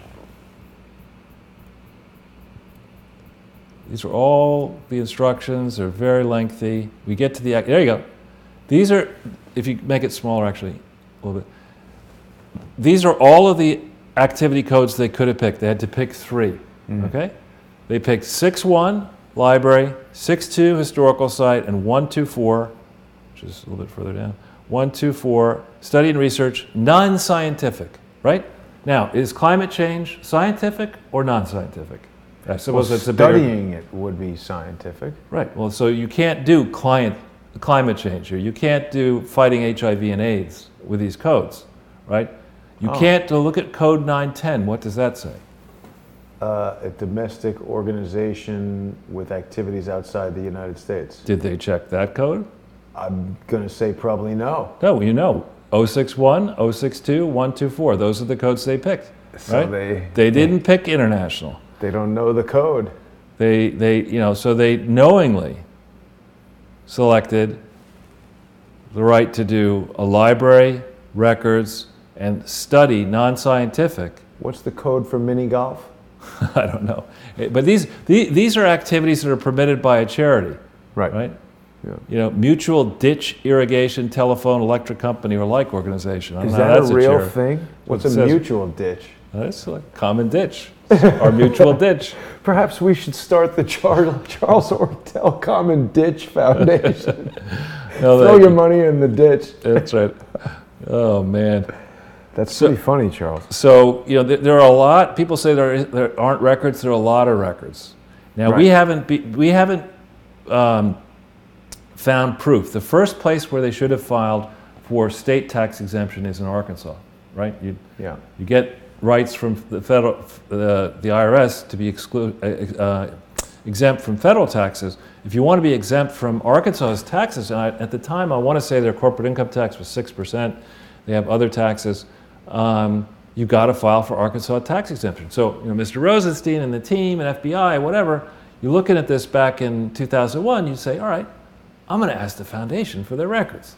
Where did you file for, tax exemption in what states, And if you didn't file in a bunch of states, you're dead. So if we go to the next page, we're rip-roaring along here. Okay, we're now going to talk about their first filing. They skipped the 97 report. I would argue they should have filed a 97 report. And we don't need to hit this one, but people are interested later. This is the actual, no, it's for some reason, the next page, yeah. These are the instructions for the forms as the instructions were written for the 1998 form, okay? So we're being as, year to year. Yeah, because the form changes. So we're being as anal as possible to show you these are the real instructions. You don't look at the 2017 instructions and say, well, you got to look at the 1998 instructions. Now, what address do they put in? It's item C. It's one of the first things in the front before you get into the parts of the tax return. What is wrong with what's there in red? Well, it's the same P.O. box as it doesn't have the. Exactly. So, and Bill Clinton is somebody who quibbled about the use of the word is. Yes, it depends on what your definition of the word the is. But you can't see. This is so tricky, and this is. It's funny, but it's really not funny. It's when back in the day, back in 1998 and 99, these forms were filed in 99 for 98. We obviously didn't have September 11th, 2001. We didn't have, the same level of scrutiny of opening bank accounts that we now do. But when you take a presidential foundation and you start playing fast and loose with the rules, and you don't even get your name exactly right, then it just tells somebody who's careful and a donor who might be wanting to give money to this. These are not careful people, but this is the beginning of a pathway of crime here. That you would, in your first tax return, it's not like you can say, I can make 3 mistakes on the return. Everything on this return has to be correct. You don't even get your own damn name right. Yeah, and I say that cannot possibly be a mistake. Right. That is the type of thing that companies are very sensitive about. They even spoke about that in the Facebook movie, The Social Network, where he says, don't call it the Facebook, just call it Facebook. Right. So there is a big difference in branding and company identity. They'd be very sensitive to that, I think. Right, and also, we're going to have some fun here in a second. And mind you, this is all we're doing here is focusing on 98 and certain activities that happened in 99. This pattern gets wider and wider and more deliberate, more bold. Yeah. They say in part 2, they list out, they're asked in other expenses, they specifically state that they spent $6,512 on state registration fees, right? I didn't say that. That's what they said. Then you go to a different section of the return, if we make it smaller, part 6, line 98. List of states, list each state with which the organization is filing a copy of this return in full or partial satisfaction of state filing requirements. None. So why did you spend $6,512 on state registration fees to file no registrations? No, that was just, travel and expenses. Exactly. Food and entertainment. So on the question that I raised earlier of is this a validly constructed organization or is it a fiction? Is it a formless aggregation? List the number of employees. Enter the number of employees on your payroll during the pay period, including March 12, 1998. None. So it has no FEIN when it gets its post office box. It's not getting its name right. It's lying about its registrations, and it has no employees. Other than that, there's ample proof that this thing is a real organization at this point, right? Then it's spent $6,512 to register in umpty states, but they didn't register, they claim. And then in 365 days of working, get up first thing in the morning, thinking about this presidential foundation. They got to raise money for the presidential foundation. Wait a minute, what was going on in 1998? What was going on in 1998 is Bill Clinton was getting in hotter and hotter water. He was impeached late in 1998, and it must have been rather difficult to get money into a foundation if you're wondering, is the guy going to be kicked out of office, maybe being the slammer? Why would anybody want to, I paid for the foundation stone for the first person to be convicted. He wasn't convicted in the Senate, but there was a possibility that he might be convicted, and we didn't know during 1998 what could have happened. So you're registering, no states you claim, but you spent all this money, and then you have 3 donations only. Only 3. That's all you had. You got the man's a sitting president of the United States. You've got Terry McAuliffe and the Democratic fan machine and the mainstream media say, this is so unfair, it's all about sex. And all they raise, these prolific fundraisers, are 3 donations. 1 from the presidential second inaugural committee, $2.3 million in my view. 1 for $500,000 and 1 for $250,000. This is just so far away from being what really happened. And again, you could have seen this, Mr. Rosenstein, between 2001 and 2005 when you spent 4 years looking into this and missed this. You could have seen this at the FBI. Somebody probably did see this. So who told the FBI team to stand down? I think that's a big set of questions. If we make this a little smaller. So the FBI has all of these. If we hit this one here. Top one? Yeah. That's the actual filing for their 990. And you see here? They say it's the initial return. It's not the initial return. The initial return should have been for 23 October 1997 to 31 December 1997. So they omitted a return. Okay? They used the wrong name. No the. Same P.O. box, though. Questionable P.O. box, right? There's supposed to be an audit. There's $3 million of revenue. There's no audit that I see anywhere. Okay? And we could go on and on and on, but we provided you a link here so you can see. Look at the expenses, right? $149,000 of total expenses, right? $6,512 were for state registration. So that's a material amount. Either you'd spent the money or you didn't spend the money. Did you register or didn't you register? The answer is, we're going to show you in a second that they did register, but they said they didn't. And they filed this on May 9th, 1999. As you see there, it was sent across state lines from Arkansas into Ogden, Utah. So if we go back into the slides, if we hit this contributors list thing here. I think I might hit the same thing. No, that's it. And then we go a little bit down the page. Look at the 1 to 5 million. Hit the blue arrow. 1 to 5 million. Next one, yep. Go to page 2. Where is it? It's the very bottom. Next, go to page 2. And scroll down the page a little bit. And it says something like, slowly here. Presidential Inaugural Committee, 1 to 5 million.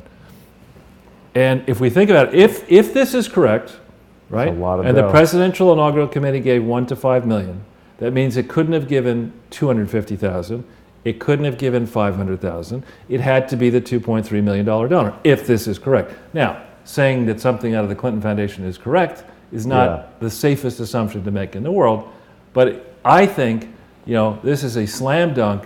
The FBI should be going right in and saying to the IRS, to the Clinton Foundation, show us who gave you this money, on what date did they give you the money, and provide an accounting to the Presidential Inaugural Committee of all your spending. So if we go to the next page. All right, here are some examples. We have not found anything. Here are 10 examples of registrations that are available one way or another at the various locations. And note the different ways in which they were. On the 19th of May, 1998, they registered in California using the right name. We don't know what name they used in New York. Now, why would they register in these states first? Because these are states where rich people live, who would like to give money and are allies of the Clintons. So, are you telling me that you went to the bother, Clintons, of registering in these states before Bill was impeached right? Not convicted, but impeached. And you didn't raise one bean in California? One bean in New York?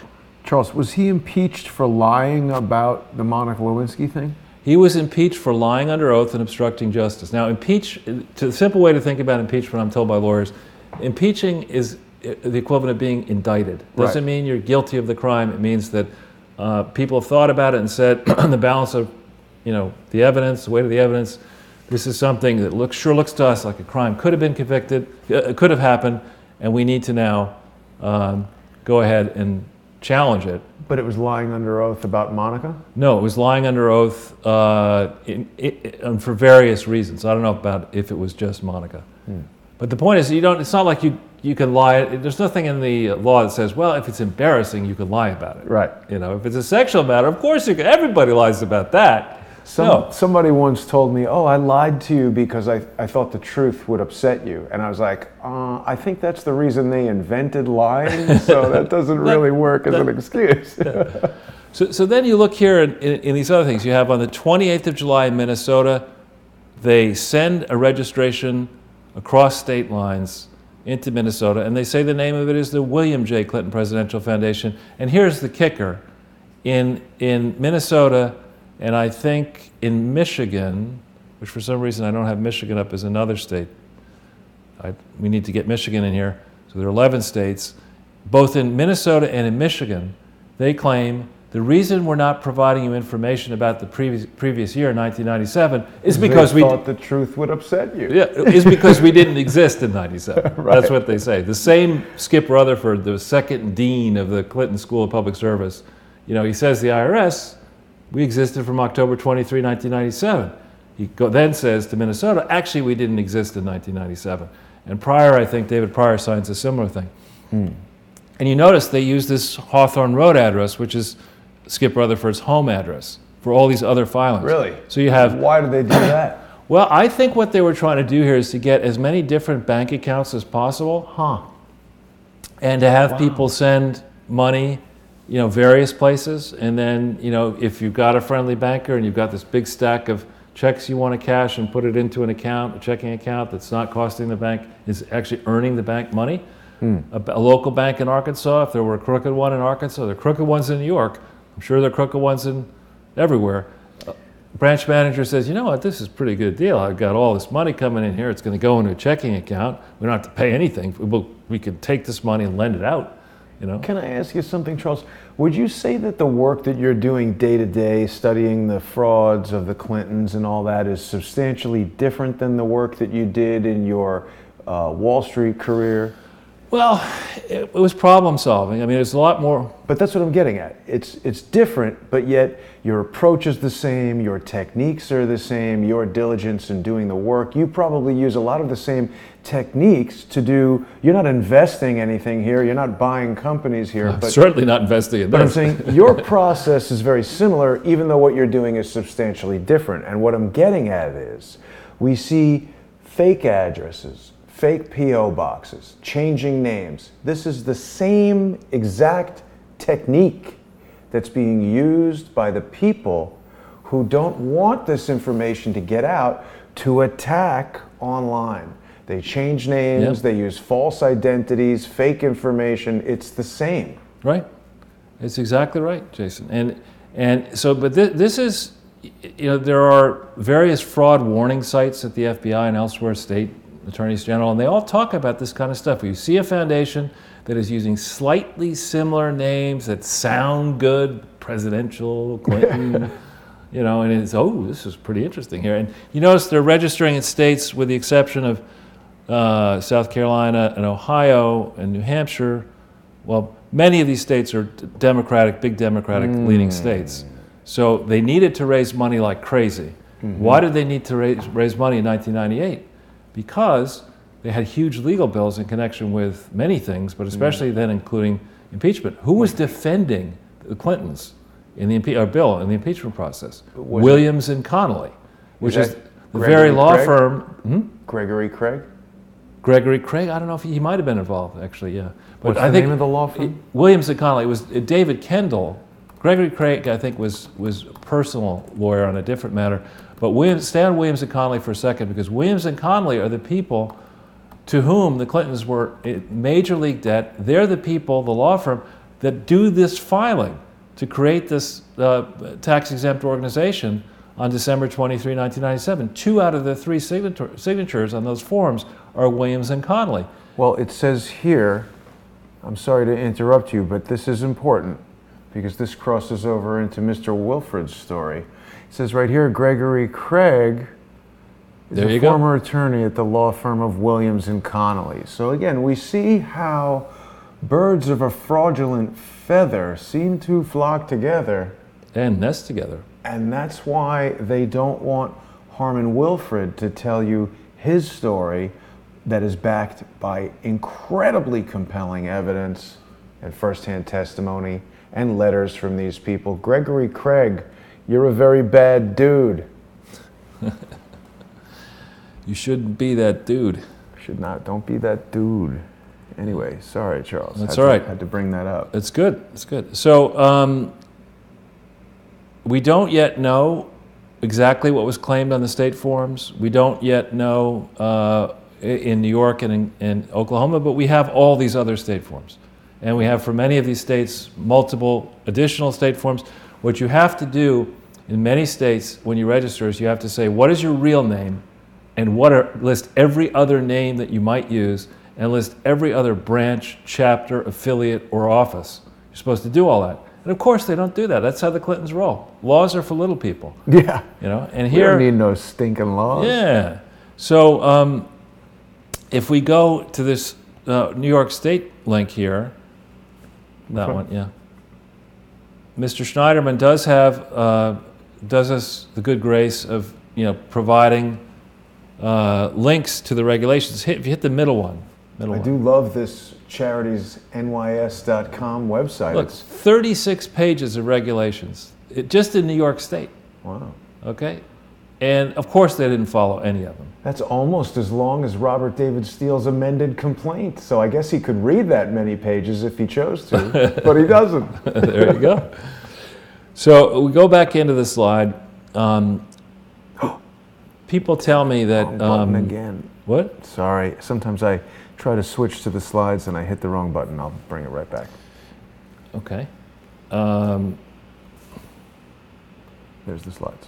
All right. At the very bottom here, somebody explained to me that you could follow... It's possible to find out who owned a post office. And I think I'd be very curious to know... Owned the post office? Who owned the post office box, or who filed to get the post office box. I'd like to know, for post office box 1104 in Little Rock 72203, when was that post office box actually procured? And this article tells you how to do it. There are probably experts in the crowd who can help us here. We need to there are lots of post office boxes. We're not talking today about the Baltimore one with the Clinton Bush Haiti Fund. We're not talking today about the post office box 104, very similar to the 1104 that was created. We don't yet know when, for the Clinton Foundation HIV/AIDS initiative. That was by 2004, May 2004, they had that post office box. There are many, many post office boxes that this entity has had around the country and around the world. And we're going to get to the bottom of that. They love post office boxes, Charles. They do. So if we go to the final page here, the next page. Starting to happen. Yeah, so people recently were saying to us, nothing's happening. And we had to point out to them, you got the leader of South Korea is in prison. France is going to go to prison maybe. Brazil just reported to prison. And in Saudi Arabia, following the sword dance of May, or whenever it was, late May 2017, we've got a lot of people who, spent time in a makeshift prison and coughed up, it's rumored, $100 billion. Right. We don't yet know how much information those people are sending back our way to the FBI, to the good people at the FBI, and there are many of them, who are trying to get to the bottom of these frauds and expose them. We know that, in particular, I want to shout out to Sean Hannity and Judge Jeanine Pirro, because they have been doing a lot of great stuff, trying to expose the full contours of this fraud. They're relentless, they have resources, and they're they're making great progress. What we're trying to do is to bring greater focus on all these things, international, push the federal people, but also push the state people. And again, shameless promotion, we hit that third link. This is an article concentrating about problems the Clintons have in every state, but with a particular focus on New Hampshire. In New Hampshire, there's a special rule against insider dealing involving transactions greater than $5,000 in a year. And those have to be noticed to the public through newspaper ads before they're adopted. There's special voting procedures. And of course, the Clintons did none of that. So that's just New Hampshire. We're going to be picking off state by state, writing these articles, putting pressure on the attorneys general to do the jobs they should do. The Clinton family illegally took control of the parent, now called Bill Hillary Chelsea Clinton Foundation, on November 2nd, 2013. This transaction explains that in some depth. This article explains that in some depth. We go back into the slides. People are always saying, oh, well, give me an example of a law. And I thought this was hysterical. I mean, this is, the greater power just keeping us all in line here. This is an actual excerpt from the U.S. Attorney's manual citing legal precedents on mail fraud. A very important precedent is what? It's in red there. Well, something about a schmuck. Schmuck versus the United States. What the hell is that? That's the name of a case that's relevant. That's got to be a case against George's brother, where he was sending around fraudulent mail to try to implicate Nathan Stolpman. That's like schmuck versus schmuck. Right. But so Section 1340, 18 U.S.C. 1341, here's the U.S. Attorney Manual telling you what the elements of mail fraud are. There are two elements: having devised or intending to devise a scheme to defraud or to perform specified fraudulent acts. That sounds to me like the Clinton Foundation. And use of the mail, Clinton Foundation, for the purpose of executing or attempting to execute the scheme or specified fraudulent acts. I think you have a clear-cut mail fraud case here, and I think it's massive. It's just amazing to me. We have the postal system, as Trump rightly says, hemorrhaging money, losing money. And here we have being gamed by crooks. Being gamed by a former president of the United States and an aspiring president of the United States and all the people who are covering over for him. And, this is, maybe if we enforce the laws that are on the books, stamp prices would be lower, maybe. But this was actually someone with the last name Schmuck engaged in a lawsuit. It's an important American legal precedent. Schmuck versus the United States. I guess you gotta laugh, man. You do. You just have to laugh. So, this final link here, if we hit, this is a link from the postal people, U.S. Postal Inspection Service, about charity fraud. They say they take it seriously, and here they reference down at the very bottom this 18 U.S.C. 1341, what I just talked about. Oh, schmucks, read this. Yeah, the penalty is a fine or up to 5 years imprisonment or both, unless a financial institution is affected. Remember, Bank of America, large loan beginning in 2004. So this alone is 30 years in prison? For each count. For this? Well, in which case the fine may be raised to $1 million and imprisonment may be ordered for up to 30 years. So when you have mail fraud, what you would argue is how many pieces of mail were sent out seeking money. Oh, every single one of them is a count. So Hillary is like what, 71, 72? She's a... I like the idea of her being in jail for 30 years and they leave her there. She'd be like a skeleton in jail. It's not just Hillary. I mean, it would be the trustees. But if they just put her in jail, that would be a good start. I think, the way this gets done and should be done is you have of the first 3 directors, and mind you, under New Hampshire law, you have to have 5 directors. So this wasn't a valid charity soliciting New Hampshire when it started in 1998. But you have 2 of the 3 original directors being the first 2 deans of the Clinton School of Public Service. Dean Fougere? Oh, no. No, sorry. Dean Rutherford and Dean, yeah. I'm just implanting little messages to my friends. Right. Oh, I see. So I think we're at the end of the road here on this one. Again, hats off to the art department. I don't know if there have been any comments, any educated guesses of what P and O could stand for in Vox. Aside from those that you've offered offline. Yeah. The art department strives to come up with something clever and inspirational each week, Charles. I obviously enjoy making these. These are political cartoons, photo composites, so it's a humorous collection that we've put together. And actually, I meant to tell people that the Redbubble merchandise store is also coming under attack by the malicious individuals who are trying to shut down Crowdsource the Truth. So people should go there. You can go to redbubble.com and just type in Crowdsource the Truth, and it'll bring up a collection of wonderful items that people can purchase. We've got mugs and t-shirts, and any of this artwork that you see can be placed on any of the items. So just because something is shown on a mug doesn't mean that you can't get it on a t-shirt as well. I've just added this really handsome Hack to the Future mug.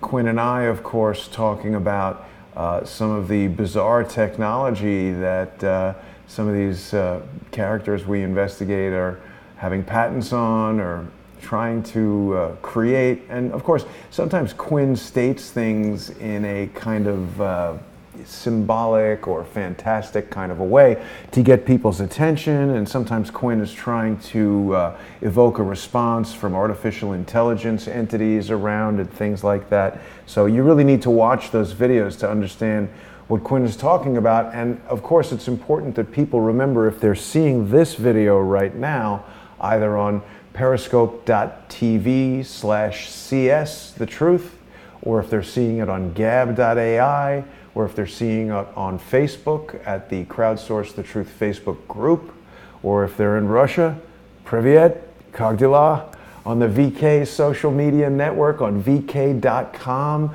They can see our streaming videos there. They can see them on YouTube at Crowdsource the Truth 2. And we're going to keep fighting these malicious, frivolous strikes. We're going to keep fighting fake lawsuits from real idiots. We're going to fight all this nonsense because criminals need to face justice. And no matter what they want to do to me, I'm not going to stop. No, nor am I. Very good. Is there anything that you need to update the crowd on about supporting?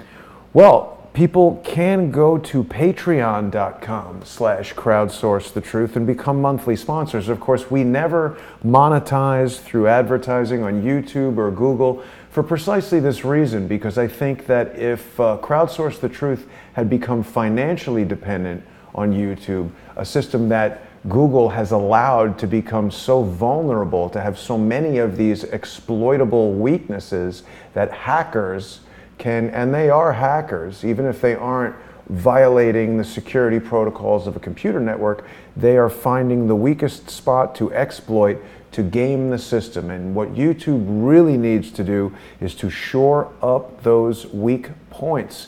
You need to protect the First Amendment constitutional rights of Charles Ortel and myself and the other guests who come on this program. They need to protect my constitutional rights to face my accusers. No anonymous person should be able to submit a strike. And I would even say anonymous people should not be allowed to create content on YouTube at all. If you want to enjoy YouTube and preserve your privacy and anonymity, you should be able to do that by not signing into the system at all and just watching videos anonymously. But if you want to generate content in the form of video content or even comments or likes or dislikes, you should be a known person who, if you're going to game the system by having 1,000 thumbs down to try to prevent evidence from experts like Charles Ortel, experts like Fabien Chalandon, to try to prevent people from learning the truth, we should know who you are. Cowards should not be able to hide behind anonymous, fake internet profiles. They should stand up, and if they've got a problem with what they're saying, they should say it right to us. Well, indeed, what we say in the beginning, we didn't say it this time, is we do appreciate constructive criticism. Human beings make mistakes. I mean, yeah. Look at these two. I mean, but people make mistakes. We'll make mistakes from time to time. If we have made mistakes, please point them out. If you've got suggestions, please send them our way. But don't lurk in the shadows as a bunch of cowards, and don't assume that this is a project that we started last week. I mean, this is, for me, three plus years now of doing this, and we're going to push this. We have teams of people around the world who've locked in. We've got deadlines coming for the personal taxes April 15th, 2018 in the US, and then foundation filings. Disclosures of these material adverse changes should have been made years ago. Every day that you don't make them is compounding your jeopardy, but you certainly have to do a filing May 15th, 2018. So thanks again, Jason, for giving me a platform here to go on and on and on, but I really appreciate the opportunity. As do I, Charles. It's a pleasure working with you, and I learned so much from it. You've shown me that we actually have an international network at our disposal, in that the crowdsource community has become worldwide. So these cowards hide behind fake profiles and anonymous insults as far away as New Zealand, but we've got people who are in touch with law enforcement as far away as that. So, if people want to criticize, absolutely, please do that. I don't even mind being made fun of. There's ways that people can do that. They've taken my videos and edited them up to make funny, clever rap songs that make me look foolish. They can do that. It's when they use them to support false accusations of crime that it crosses the line. And when they steal our intellectual property and do things that are inappropriate, they can't do that. So we'll continue to explore these things. We're going to continue to reveal the financial crimes of the Clintons and their associates. Tomorrow we will have an explosive episode of Harmon Wilfred, America's first refugee. That'll be at 7 p.m. tomorrow, streaming live on periscope.tv/CSTheTruth, on YouTube at the Crowdsource The Truth 2 YouTube channel, on Facebook, on vk.com, and all the other platforms that we're on. Of course, our generous sponsors on Patreon can enjoy the live streaming there. I want to thank Charles for joining me. I'm going to wish everybody a pleasant Sunday, and we'll see you tomorrow.